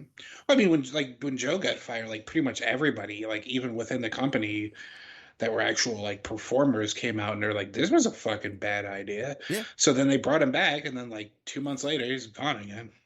Well, like I said, man, I can. It's like a PR stunt to me. So, But I mean, the positive, I guess, to glean from that is that it was kind of everybody had the assumption that he had gotten injured again, and that he was injury prone, and that would potentially hinder any chance of him coming back and working as an actual wrestler in the future. So, depending on where it is that he chooses to go, that seems like that's actually an opportunity that's on the table now. So that's at least a positive from that. yeah, I guess. Once again, I guess we'll just see what happens. But I just think that they used this guy, and once they saw no more use in him, they just spit him right the fuck back out. I feel bad for him. I really do, because I think Joe is. I mean, talk about a guy who's paid his dues in this business. So, anyway, Joe will end up somewhere, and another guy, whoever fucking picks him up, has more than just a wrestler, possibly a manager, because Joe can fucking talk without a problem, or a fucking a commentator, part-time commentator, whatever they want. They've got a guy who can do kind of a jack of all trades. Right. So he'd be a good pickup for someone when they can. I guess that'll bring us to our last little news story here, which Cain Velasquez, Yes. former UFC heavyweight champ, kind of was on WWE a little for a not good match. It was interesting though. So here's what happened. Looks like he is been arrested. And this article was put out March 1st, which was yesterday. He was arrested on not something small, not a DUI, nothing like that. Attempted murder, suspicion of attempted murder after an alleged shooting incident that left one man injured on Monday. There really hasn't been a ton of updates on this story, except for the fact that he is still in jail. He's right now no bail. Murder or attempted murder, you don't get bail. Usually they won't let you get bail until it's all sorted out. Mm-hmm. So, but the San Jose Police Department did confirm in a tweet that he is a suspect, but did not specify if he's been charged. They're really not telling too much about it. Most of this article is just really about Cain Velasquez and his just kind of his career. But it says, here we go. Police said the man injured in the shooting was shot at least once near the intersection of Monterey Highway and Bailey Avenue. He was transported to a local hospital with non-life-threatening injuries. The shooting was reported at 3:14 p.m. local time. Police said this happened in broad daylight.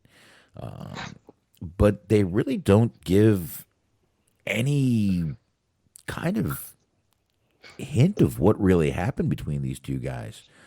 I don't know if there's been any updates. I haven't looked, but well, did you? Cain Velasquez himself. Oh, kind of had he gave his reason.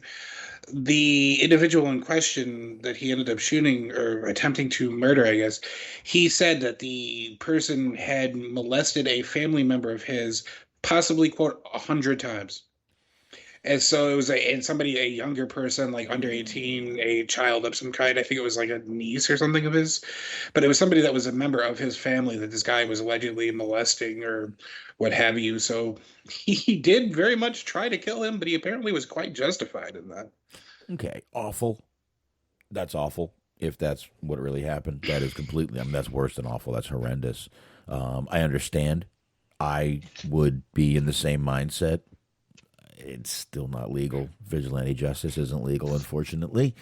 No. But again, if all that's true, I could see a jury of your peers going, I'd have done the same thing. Right. Well, I mean, who knows? Because nobody knows unless you were there. But the fact that it was in broad daylight kind of does make me think that it was very much a crime of passion. Yeah.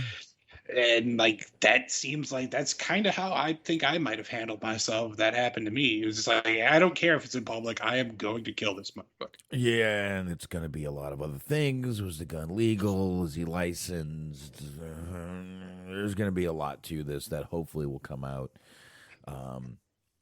as we go through. But wow, if that's true what he says, that is, I understand his mindset. Yeah. And I mean, plus, if you're defending him, he is a former fighter, so you can definitely make the case that maybe he has a couple head injuries and might be able to kind of find some wiggle room in that. Yeah, but those cases haven't been doing very well. But luckily, the guy has non-life-threatening injuries, which will help him in court. I'm not saying, again, if the guy did what he did, I'm not very happy he's going to live. But I'm happy that it'll be a lesser of a charge on Cain Velasquez. Mm-hmm. That's where I was going with that. But here's another thing. I guess we're just gonna have to wait and see how all the evidence plays out. What happens? We will definitely, I'm sure, be seeing a lot more of this. TMZ picked it up, and they will do anything to keep a story going. So. Just keep waiting on that right there, and we'll see what happens. But, wow, I didn't see that part of the story, man. Jesus Christ. Yeah, that's pretty important to the whole... Because I saw that, too, because at first it was just like... It was kind of almost led you to believe that just like he had gone rogue or something. Like, he's just fucking out here just randomly trying to kill people. But then he was like, well, there was a statement that came out that like he was basically saying that this person had, molested their family member or whatever... whole bunch of times. So it's like, well, okay, well, I at least see your motive. And like you said, not necessarily doesn't make it legal, but I wouldn't be heartbroken if you were found innocent. No, not at all. Sometimes you cheer things like that. Yeah. So, all right. I got one little thing of audio we can play, and I'm getting it pulled up right this moment. And, of course, it is our good friends, the Briscoes. I always like playing their audio. I think these guys are fucking so awesome, so talented. This is kind of something they talk about. They're talking about the Hardy Boys. And this is going to be, the Hardy Boys are definitely, I believe... Jeff Hardy's non-compete ends in just like a few days, like 2 or 3 days. It's not long from now. So the possibility of seeing Jeff Hardy at Revolution, maybe, which is this Sunday. We're about to get into AEW right after this. This isn't a very long video or audio part, and I'm going to go ahead and hit it right now. Okay, Hardy Boys, we hear you. We hear you, Hardy Boys, talking that cash money. Yeah, we hear you. You hear him, Chick? Every last You word. hear him? Hey, Chick, you hear him? Every last word. Yo, I ain't never in my life heard so many F-bombs come out the Hardy Boys' mouth. Y'all all right? Is y'all mad? I think they mad. Chick, I think they Chick, people in their stature shouldn't be dropping F-bombs like that. All that money y'all got, y'all cussing like that? Come on now. They ain't the only one made. Chick, they mad. Drink this purple Kool-Aid, because I'm fired up. You understand what I'm saying? Tell 'em something, You done Chick. crossed the line, son. Tell 'em something, Chick. You done crossed the line. I'm talking to you, Jeffrey. Talking to you, baby. Huh? Talking about my team. Huh? I lost these things He talking about on your the team. battlefield. Lost these babies on the battlefield. It's a about badge that. of honor. Badge of honor. It's a badge of honor. Look at your team. Look at his team. Huh? Look at his team, Go Chick. fight the carrot, bitch. Go buy the cake. Go chop through some wood, bitch. Chop through Huh? like bitches of corn on the cob, bitch. Eat a whole bushel. Wanna talk about this Eat a whole damn team? bushel of corn on the cob. Hey, look at veneers. They got veneers, My Chick. team is a badge of honor. That's right. That team looks like the porcelain toilet bowl just after you cleaned it with the blue shit. Probably don't even brush your teeth. Chick, calm down, Probably baby. use that shit Calm that look down, like a baby. damn swan. Chick, Hold calm that down. shit upside Hey, down. hey, Chick. Hey, let me just tell them one more thing, Chick. I'm just glad everybody know where to come to get that smoke. You hear me? Oh, they know. I'm glad everybody know where to come get that good smoke. Oh, they know. Tony Khan, you got anybody else? Yeah. Send them this way, baby. come on. We got you. We got you, Tony. Hey, but the problem for the Hardy Boys, it ain't like FTR. Tony can't save y'all's asses. This match already been signed, sealed, delivered. Only thing y'all can hope for is that the SAT is gonna get by us.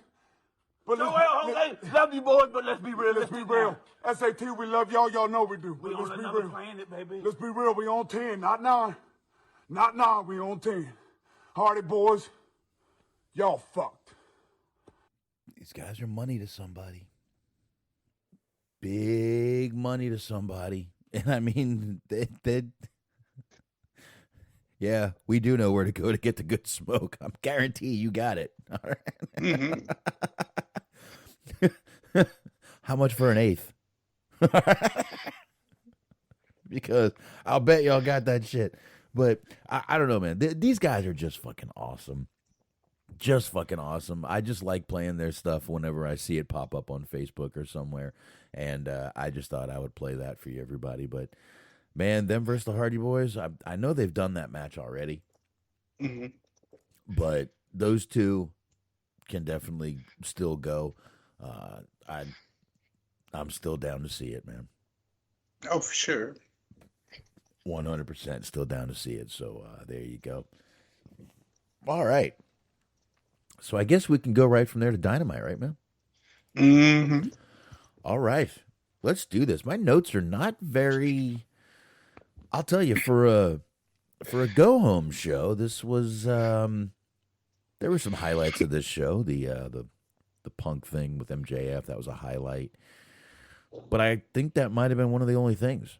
I know they still have Rampage, and they'll probably do a little more. But anyway, let's go ahead and start right here with the AEW Dynamite. Obviously, we started out with Tony Khan, who did... Tony Khan do a bunch of fucking blow before going to the ring or something? Boy, apparently, like, according to every tweet that I've seen, a lot of people seem to think so. He looked gacked out of his fucking mind doing this promo, and he's like talking to the audience, and he's like, it's like, do you know y'all have like programs to where we can't hear that purposely? Mm-hmm. I will post it in the Mixler chat since you'll have no idea what I'm talking about. But I've seen the photos of it.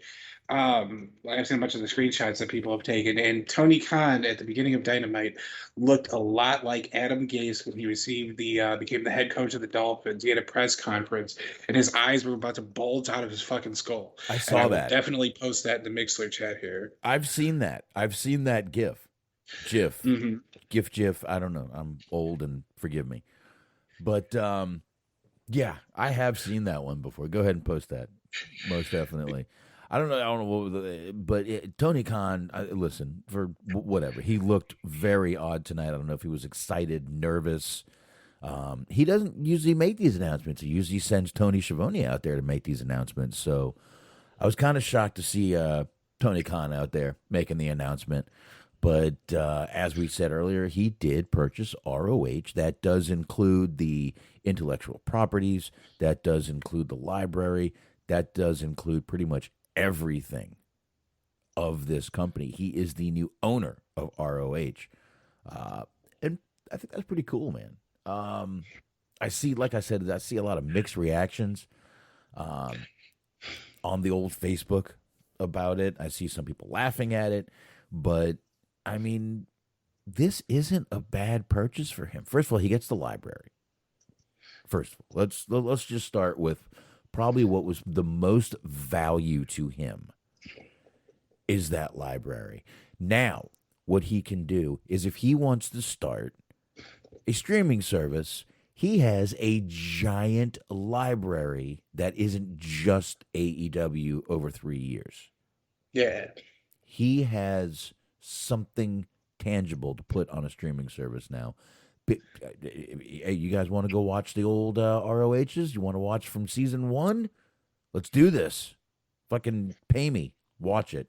There you go. I see no problem with that. And I got a feeling that's what's coming down the pike next. But I got no issues with this. I mean, I don't know what he's going to do with it. I don't know if he's going to have just start hiring the guys and bring them into AEW. If this is kind of like, you know, what Vince did to WCW, just kind of glom it into one and then kill it. I don't think Tony's going to do that. I think Tony might actually try to put on shows as ROH booked shows. I could see it being like without them using that word because, dear God, be smart enough not to use that word, but developmental. Yeah.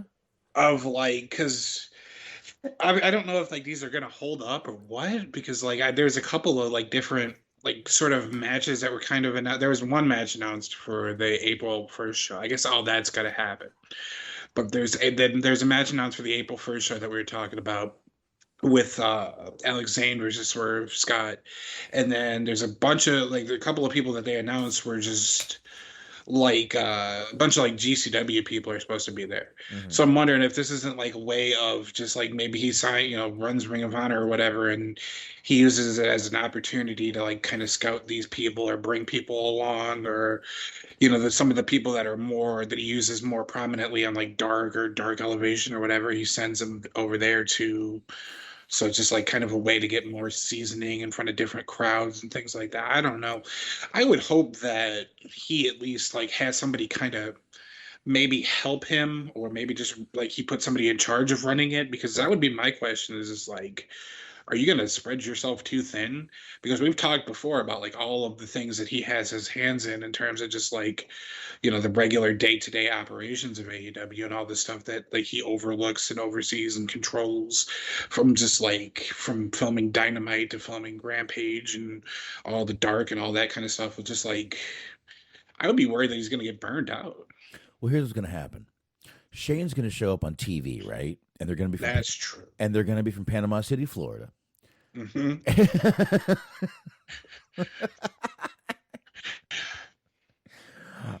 that contract says Khan, but it Khan. doesn't say Nick Khan. It says Tony Khan. I'm in charge of Ring of Honor now. I'm talking like Vince. Oh shit! You know what, man? Let's say you brought in a Samoa Joe to run that company. If he did, see, this is the good thing. There's so many things that he could do, but again, or not again, I do think this does give Tony Khan a little bit of leverage if you think about it. Okay. Think about all the guys that Vince picked from ROH that are still there. AJ Styles, a few other guys that are still there from ROH. I know not many are left, but now if Vince wants any ROH footage, he has to go to Khan. He has to go to Tony to get it. That is true. And I wouldn't doubt if WWE was in the running for at least that tape library. Minimum buying that library. Man, fucking Ian Rotten's going to be getting a lot of phone calls from Vince soon, because that's like the only other footage of a lot of those former like Ring of Honor guys. Is like they'd work Ring of Honor, they'd work IWA Mid-South. Yeah. I was going to say Cesaro, but we just talked about that.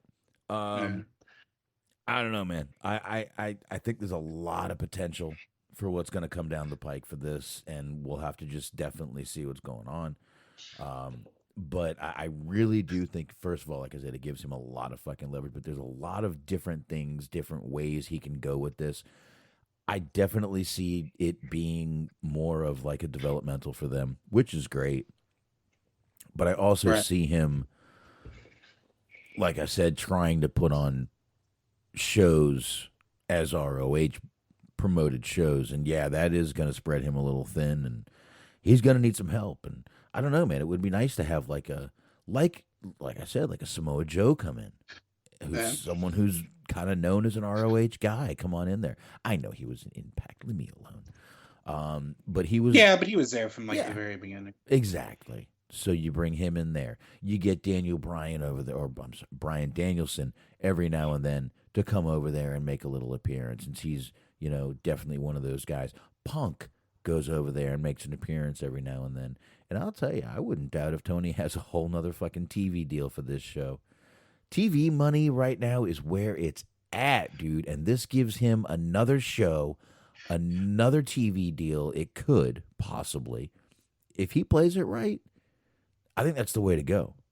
Get another show, get another TV deal, put ROH back on there, and now you can just send your guys in there. That's it. And you're good to go. And like I said, you get a Punk to work with somebody. You get a Bryan to work with somebody. Yes, so many people you could send over there. Shit, bring in Cesaro over there to fucking do something with these guys at that point. Mm-hmm. So I don't know. There's many ways he can go with this, and I think it's going to be interesting to see which way he goes. And if he goes a shitty way, we'll shit on it. If he goes the right way, we'll praise it. No. I don't know where else to go from there. Eric has a theory here. He says it's going to be their NXT. Cody will run Ring of Honor just like Triple H ran NXT. Just my theory from Eric. I'm okay with that. Like anything that keeps Cody off of actual AEW television. I don't care if he shows up in WWE, if he runs Ring of Honor. Just keep him off my TV for a while, please. No, I'm not going to lie. Cody definitely popped in my head. Mm-hmm. Definitely popped up in my head thinking he might do something with this company. And I guess we'll have to see what happens. But like I said, there's so many possibilities, which makes it good. It was a good purchase by him, in my opinion. If only for the tape library. Exactly. Like I said, that's where the value is right there. It's the tape library, and it's the intellectual properties of some of those guys that he now owns. Right. So, Because, I mean, a lot of people on their roster are former Ring of Honor guys, like for a lengthy period of time. Like, yeah, obviously, this, you talk about Punk, Danielson, but like even like Jack Evans was there for a very long time initially. Yeah, and let's face it, if Vince bought a library like that with all the intellectual rights, you understand he would have just started trademarking everything, and these guys would have been fucked out there. Right. So, a lot of things. I personally think this was a good purchase for him. We'll see what happens down the road. We'll see what they're going to do with it, and it's either going to be good or it's going to be stupid. We'll find out what happens down the road. We shall see. Speaking of not stupid, though, I'll tell you what, this Bryan Danielson versus Christopher Daniels, which was kind of a ROH throwback match. Well, that was the thing, right? Is that they even promoted it as, here are the people that were involved in the first ever main event of Ring of Honor. And I felt like there's a scene in The Simpsons where they show at the nursing home Gone with the Wind for seniors. And at the very end, Grandpa Simpson says, didn't this movie used to have war in it? And then a bunch of orderlies take him away. I felt like Grandpa Simpson in this moment because I was sitting there thinking, I was like, hey, wait a minute, wasn't there another person that was also in that main event? And there certainly was. That person was low-key. And they completely neglected to mention, and very much intentionally, that low-key was also in the main event of that first ever Ring of Honor show as a triple threat match. Low who? Exactly. Well, they went low-key with it, Smart. There you go. Is what they did. Which it has been a wonderful week for just people I enjoy making fun of. Because there was a guy, MLW signed a dwarf wrestler. Oh. Mini Man, I believe his name is. Oh. And there's a bunch of the first 15 comments were just congratulations, Austin Aries. Which made me laugh. Every time I read another one, it was yeah, I've seen the joke before, but it gets funnier every time. And now there was a bunch of people on social media have had a lot of fun with because I was checking it out while we were doing the show, seeing if anything new had popped up, but I saw that low key was trending, and it was a bunch of just people posting pictures of small children being upset, and it'd be low key watching Dynamite right now. Oh my God. I'm sorry, dude. It's well deserved for that guy. He's just doesn't have a good reputation, and it's warranted. Oh, it's very warranted, but for a fact that the only person who treats wrestling more like it's a shoot than Bret Hart, it's Bret Hart and it's Low-Key. So for sure that Low-Key's sitting there watching, and they're talking about how it's the first ever main event of Ring of Honor and how influential it was, and they just completely neglect to mention him. He had to have been fuming. Wow, I didn't even know that. I didn't even know that he was in that match. But that's that. Yeah, I'll post. There's a link here actually for a tweet from Body Slam Pro Wrestling or bodyslam.net on Twitter from the 23rd. So it was just looking back on. Because it's 20 years ago at this point. Wow. And there's a photo of them all in the ring together, the first ever Ring of Honor show. Let me slide over to that monitor. Oh, yeah. Yep, there's Loki. Look at him, taking it serious. Asshole. No, always. That's funny is they're all like kind of crouched down, so they all look like they're the same size, but that it's an optical illusion if ever there were one. Loki's got lifts on anyway. But I got to tell you, this was a great opening match right here. I mean, Brian Danielson and Christopher Daniels. How could this not be a good match? I just can't believe Danielson Christopher Daniels can still go like this at his age, man.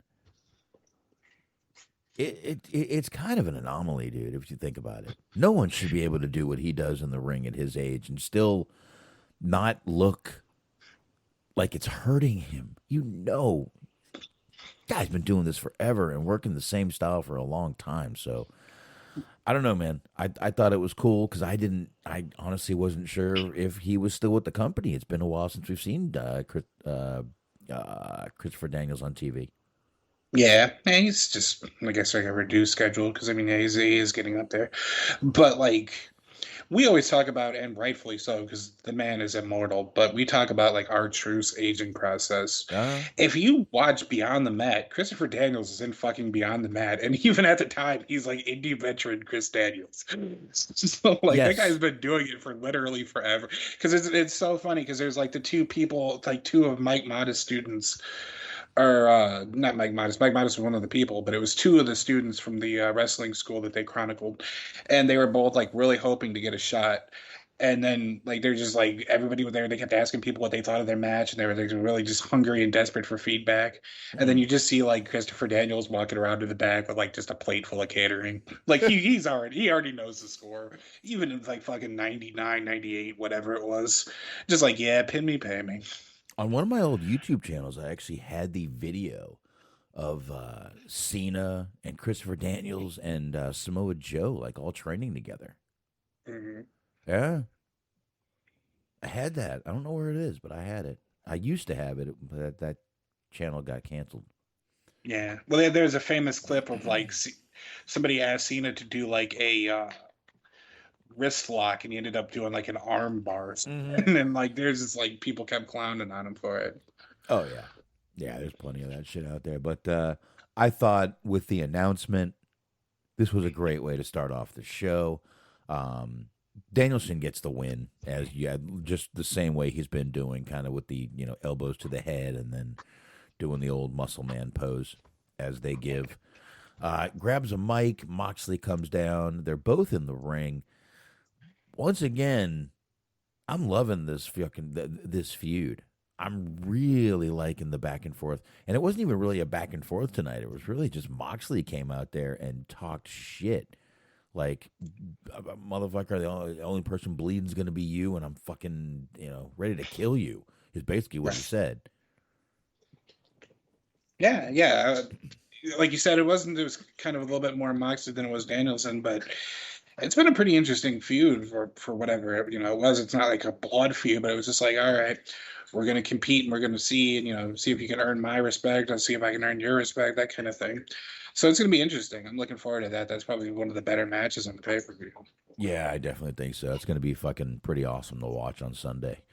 And like I said, Moxley is out there selling the shit out of that. That might have been, there were two highlights of the show, and I think that and the Punk thing was that's really it.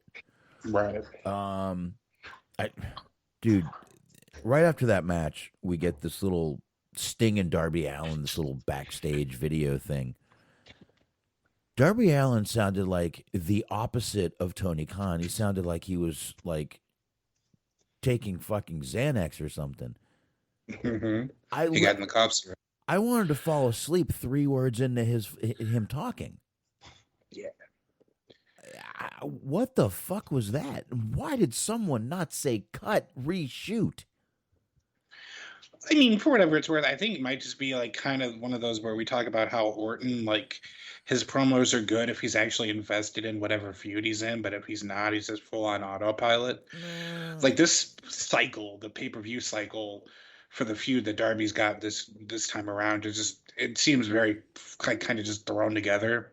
And like I wouldn't blame him necessarily if he's just kind of checked out. Like they've been doing segments between them, like him and Andrade and Sting and whatnot, and then Hardy. But it really hasn't gone beyond like Andrade wants to hire him and he thinks that he's Sting's lackey, but then Darby says he's not Sting's lackey, and then that was pretty much it. Like it hasn't really evolved from there. No, it really hasn't. I mean, I see where you're going there, but I don't know, man. If you're doing something that you can reshoot, someone go slap him and be like, dude, wake the fuck up. Here's a fucking Red Bull. Right. I mean, I don't know. To me, I was just like, what, dudes? I mean, it sounds like me after fucking smoking pot all day. Right. I mean, I get it. I've been there, but I'm also not fucking paid to talk on television. You know, I see Christopher Cain in the chat, and I'm kind of sad we don't get to hear him talking about Cody sucking his own dick anymore. And it kind of puts a hole in my heart. I really got to say that. It is kind of wild that was legitimately like one of the first things I thought about when they were talking about Cody Rhodes leaving AEW. Mm-hmm. It was just like, I didn't like watching his segments, but we had a lot of fun making fun of his segments. Yeah. I mean, you know, I don't know, you know, I'm glad to see Christopher Cain there. He says Dem Boys are AEW bound. I would love to see the Briscoes go over there. I'm not going to lie. I was kind of thinking that was going to be what ended up happening with this, because, like, I don't know if that's the very next thing on the show, but they had that Battle Royal, the tag team Battle Royal. Christopher Cain is in Texas. Huh. Where you at, man? I'm going to come find you. There you go. I'm going to hunt you down. All right. He said end of an era.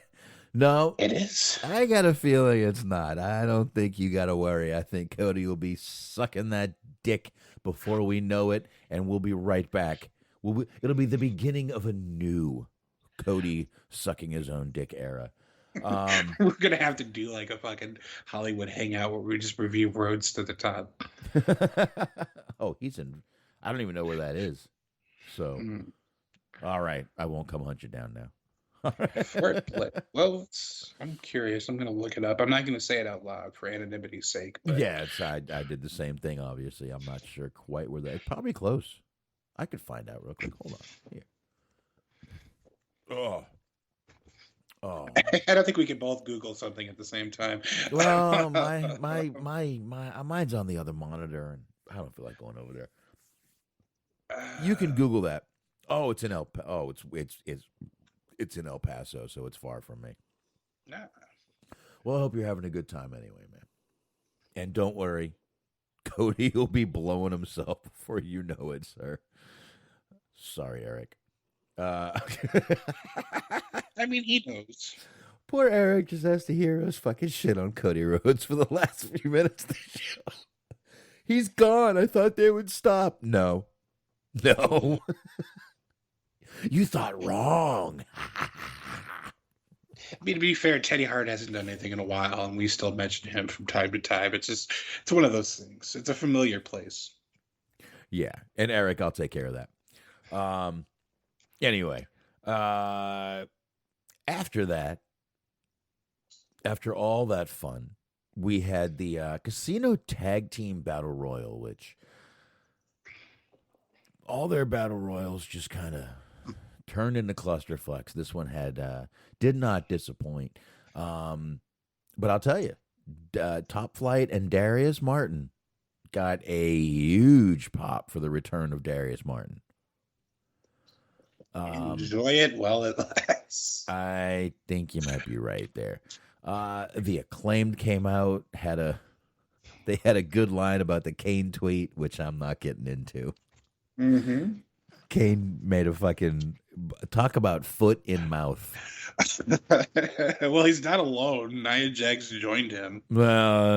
Which, yeah, if you want to I do didn't some see that. extracurricular reading after the show, anybody can check that out at their leisure. But Wait, wrestling Twitter, not always the best place. What did she post? Something worse than Cain. No, did she? Yeah, she basically compared it to the mask mandate. She said that all the people that are standing for the Ukraine couldn't even stick up for their own rights at home. And then she apparently captioned a photo with an explosion emoji and boom in all caps. So she's just doing great for herself. What the fuck does crazy ass Putin attacking fucking Ukraine have to do with mask mandates? I have no clue. Like, it's not even a matter of like debating whether or not you agree with her stance. It's what is her stance? Like, what the fuck are you talking about? Oh man, I'm confused. You know what? You're right. That's for like another day. Yeah, it's a wormhole. Wow. Oh, here it is. I'll post it in the Mixler chat for those who are curious. But yeah, please. Yeah, I'll read it. But I really don't even want to bother. All these motherfuckers saying, quote, "I stand with Ukraine," couldn't even stand for their own personal rights for 2 years because they were scared to breathe. And then she put boom and an explosion emoji. Which, whew, you want to talk about bad optics? Really, Alex Zayne caliber optics at the moment. Well, based on his eye injury, and not based on anything he's ever said. And just to be clear, I believe both sides are with Ukraine at this point. No one wants. Yeah, a lot of people aren't very fond of like women and children being killed. No, it's really hard to find takers in that argument. No, why did she? Why? Well, expect to see her on the Control Your Narrative show coming up. Yep. If you would like to join Nia Jax in the rant room, $99. Oh, it's going to be their women's division is going to be fucking tight. You're going to get Nia Jax. You're going to get fucking Jessica Havoc, Tessa Blanchard. It's going to be fun for everyone. Yeah. Fucking Evil East will be there. It'll be perfect. Well, she's just that's a different one. But anyway, because again, I did like the Acclaimed. They did make fun of Cain's tweet, which was I liked that line. That was funny as hell. I did get a chuckle out of that. My kid was like, "Why are you laughing?" I'm like, "Don't ask." They said they were going to send one of the teams back to Ring of Honor. Yeah. That's a potentially new instead of the weekly Cody Rhodes sucking his own dick, a potential Christopher Cain writes Sonny is in jail again. Like that could be something that could be a revolving door of status updates. There you go. Well, it seems she's going to be there for a while. It's good for her. I didn't even want to get into it, dude. I really didn't. I didn't even have it on our fucking list to talk about because at this point, I really had to check the date on the article. Yep. Like I know I'm surprised. Eventually, someone does that. Is this an old article? No, it's not an old article. It's new. So I just didn't even want to get into it. I mean, it is what it is. We don't have to deep dive into that. But Sonny is once again in jail, if you were curious. I don't feel bad for her at this point. No. She's bringing her own luck, and it's none of it's good. And I hope she can pull out of it eventually. And well, no. Hopefully there's not a very loud noise when she pulls out of it. No pun intended. I just hope she can see some error in her ways and straighten up. But yep, back in jail. I don't think she's getting out this time. There's some DUIs and some violations of her parole on there. So, whatever time she got it, she got out for good. She's gonna owe time. So I expect to see her in there for a while. Anyway, I really didn't. It's like old hat at this point. It is. So anyway. This match, I think we all knew the Young Bucks were going to end up coming down to be the last one. Darius Martin was the one in there against the Young Bucks. Of course, the Young Bucks won the match, and that's AEW. Yeah, You. That's it. That's no, I was actually mildly surprised because the way that they kept filming the match, they would like do this big cutaway when it got to be about like 5 seconds left before a new team came out. right. And I was like, are they building towards like the last team's actually going to be somebody like kind of interesting?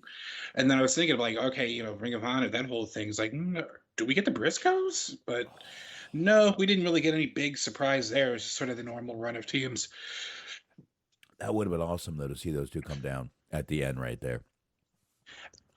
I don't know, like, I mean, there's no point in going into this super long, super hard, but like, I kind of question the strategy, and yes, they had announced it a couple weeks in advance, but doing 2 straight battle royals, like, yeah, they use kind of different teams on some of them. Some of them, a lot of the teams were the same, but there was like 1 or 2 that were different from battle royal to battle royal. But like, I don't know, doesn't it kind of make the teams that don't win look bad? Like they blew their shot twice. Which, and I mean, okay, yeah, who cares how the Butcher and the Blade look? But like Santana and Ortiz lost twice. Yeah. Like these are consequential people in some cases that like people actually care about and that you're actually pushing big important storylines involving. Yeah, but in a battle royal, does it really matter if you lose? I reckon not, but I don't know. It's just weird to do just back-to-back battle royals and then to have the same teams in both battle. It's just odd to me. I was waiting to see get it before I complained, like if there's going to be a big difference between battle royal A and battle royal B, but there was a lot of the same teams with just like 1 or 2 different ones. Yeah, like Dirk here was saying, he was hoping the Briscoes would show up. Yeah, I wish, man. I wish that would have been awesome if they did. It really would have been. Yeah, especially after what I just played from them. Those motherfuckers are definitely ready to fucking go in. But anyway, we got Punk coming out here. And he's talking about the MJF promo last week. And he cuts this kind of heartfelt promo also. Well, at first he called out MJF, and then he cut the heartfelt promo kind of to MJF. And Punk puts out his hand. Hey, yeah, I'm not the best guy, but I'm trying. And he puts out his hand, and MJF just hesitates, and then just gives him this big hug. Right. I don't know if you felt it, but you knew what was coming. Oh, for sure. You knew. Square kick right in the ding-ding. He plants Punk with like a draping, kind of almost a draping pile driver. Yeah, the heat seeker, he calls it. Exactly. Rips off his shirt, and he's got this T-shirt on with the picture of him meeting Punk. I thought that was an awesome little touch, just a little added bonus to this segment. Mm-hmm. MJF calls out Wardlow and Spears. They both come out. MJF gets the ring. They hit Punk. I don't know if you saw that that looked like Punk got cut open pretty fucking bad. Yeah, he was bleeding really heavily. Not even when they showed it from that top view though, when he had his head back outside the ring on the apron, you could see like the gash open in it. It was bad. He was bleeding profusely, if you will. Mm-hmm. I thought it was great, but they're beating Punk down. He's bleeding. FTR's not letting security get down there to help him. And they basically, I was surprised they did this. They like hung Punk basically. Yeah, more or less. With Sean Spears pulling back on the dog collar when it was on his neck. And then suddenly Darby and Sting come out and make the save. But this was a great segment. And I'm glad they didn't let this MJF thing. They can't let it go further because the match is coming up. But I think this worked out great the way it worked. It's interesting because it ties in. Like, I was curious to see how they were going to do this, where if they were just going to be like, he comes out this week and was just like, yeah, it was all, a trick. It was all a ruse, a clever, cunning heel. And, like, I guess that was ultimately what they were trying to say, but like at the same time, him still like him taking off his like suit jacket or whatever, him having the T-shirt of him and Punk together. Right. I feel like that does more to paint the narrative of like what he was doing last week about how he was his hero and he let him down, and it's not good enough that he wants to make nice now. He has to avenge. Has to get revenge for how Punk has betrayed him, that kind of stuff. And even the little promo that he cut at the end, where he was talking about he said I'm the snake, and the greatest trick the devil ever played was making you think he didn't exist. That was word for word the same promo that Punk cut when he won the Ring of Honor title and he signed it like his WWE contract on the belt. Was the whole thing of he was supposed to be face, and then he cut this long scathing heel promo.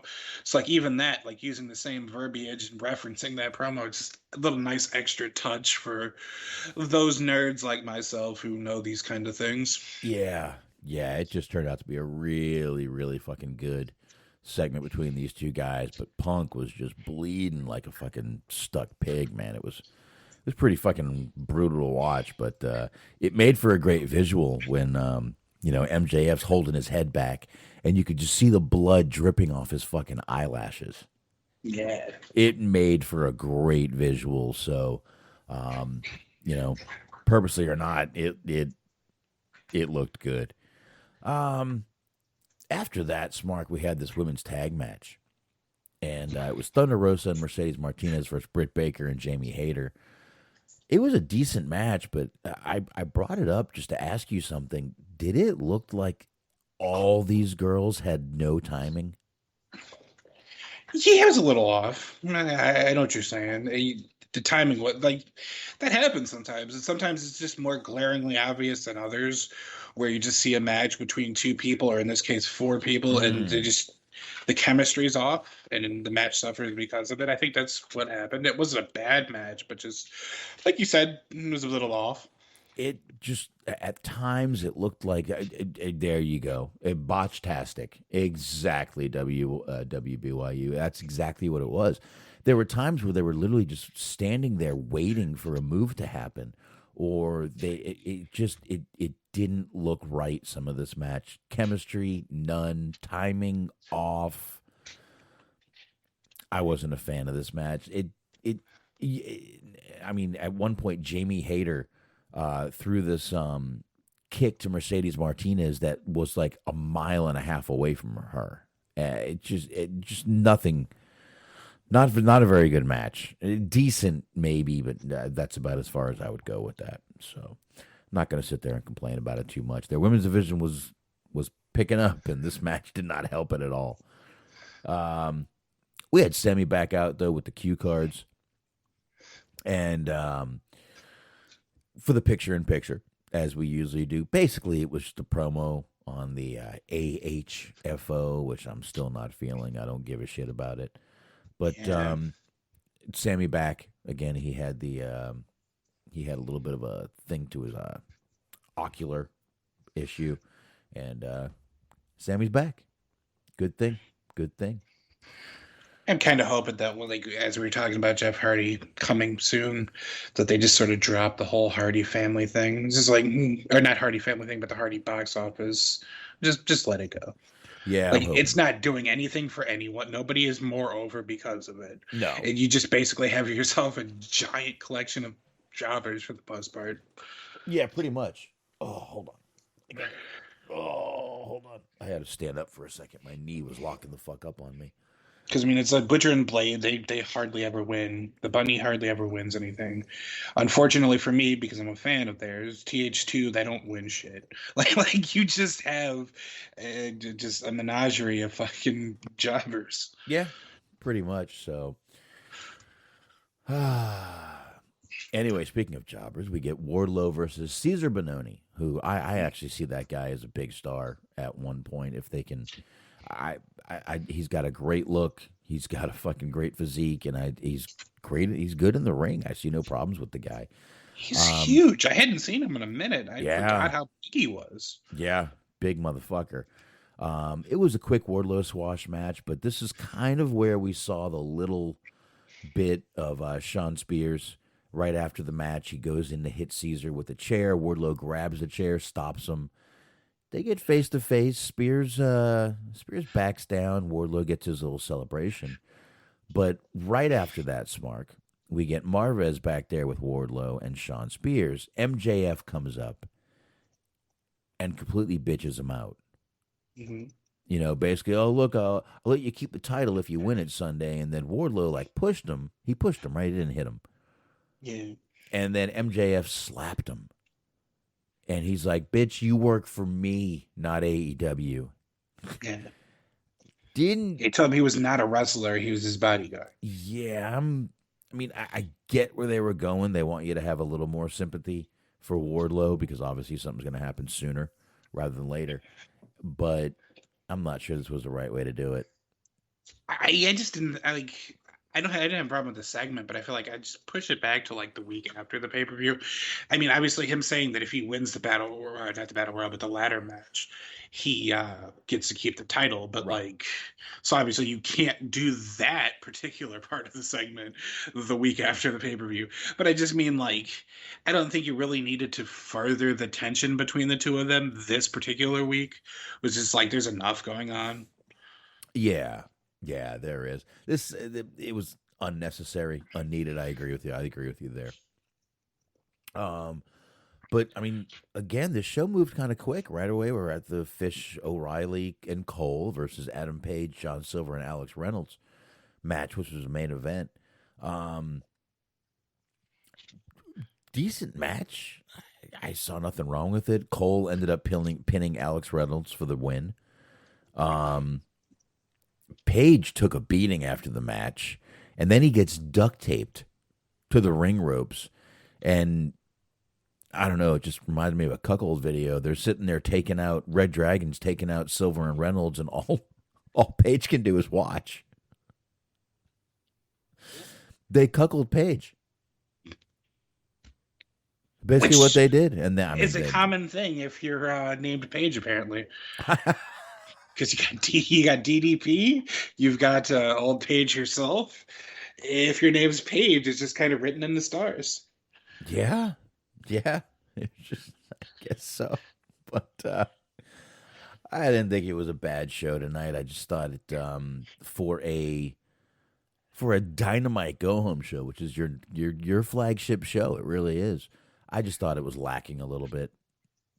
That's kind of the weird thing, and I don't disagree, because like you said, only really two feuds, in my opinion, got pushed or elevated to the point where you wanted to see it more than the previous week. But that's kind of the weird thing about them, is that they do things so like they actually don't just fucking try to sneak in hyping the pay-per-view the week before.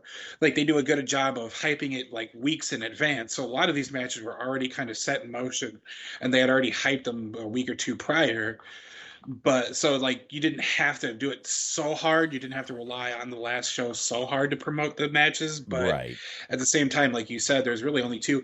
What I thought was interesting a little bit is like they're actually putting matches on the opener that are like feuds that they actually built. Like, they're not just throwing people together on the opener.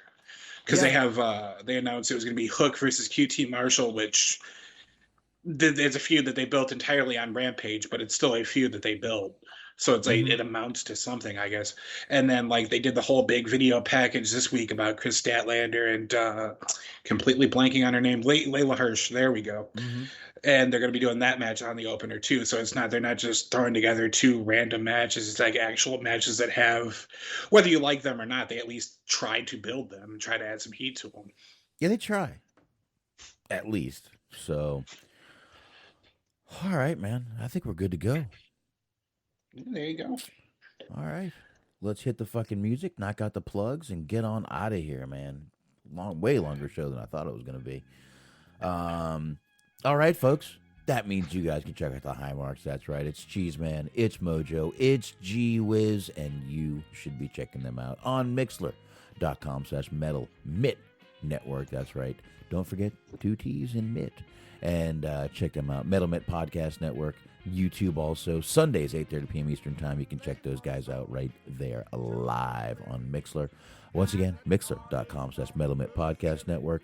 And, of course, Bobby Anthem and Bobby Blades, the Inhumans on the Inhuman Experience. Check them out on all the usual podcast platforms.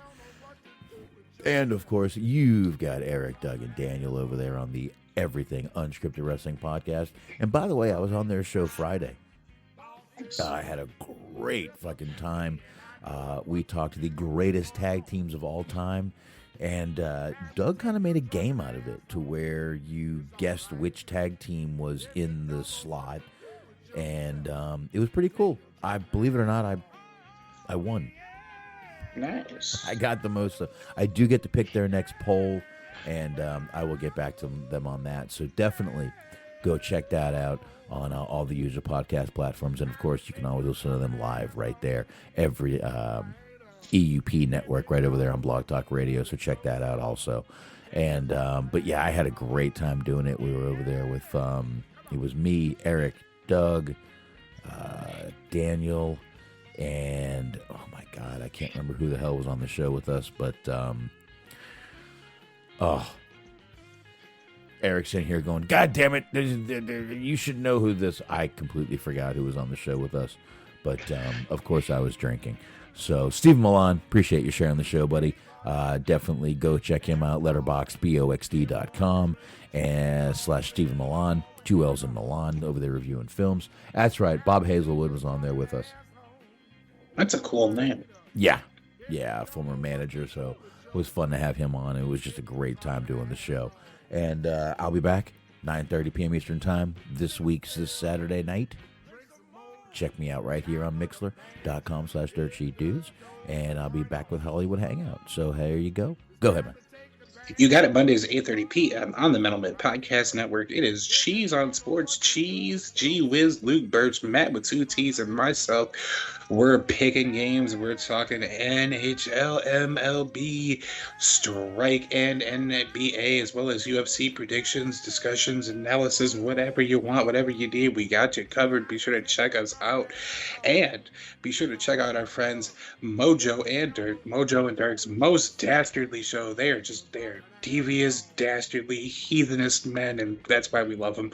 And also be sure to check out our friends at Planet Raconteur. It's the Planet Raconteur podcast with Bobby Anthem, Papa Dave Sincere, and Yuck Nasty. All 16 episodes of Season 1 are available for you, as well as new episodes of Season 2 dropping as we speak, so be sure to subscribe. There you go. All right, folks. Great chat room tonight. Appreciate all you guys coming on out, listening to us live. It is greatly appreciated. And on that note, Smark, I will see you next week. Everybody else, if you want to come on by, I will see you on Hollywood Hangout Saturday night. I have to piss like a motherfucker. So, see ya! Yes. We're not over. We're not over. Time to take your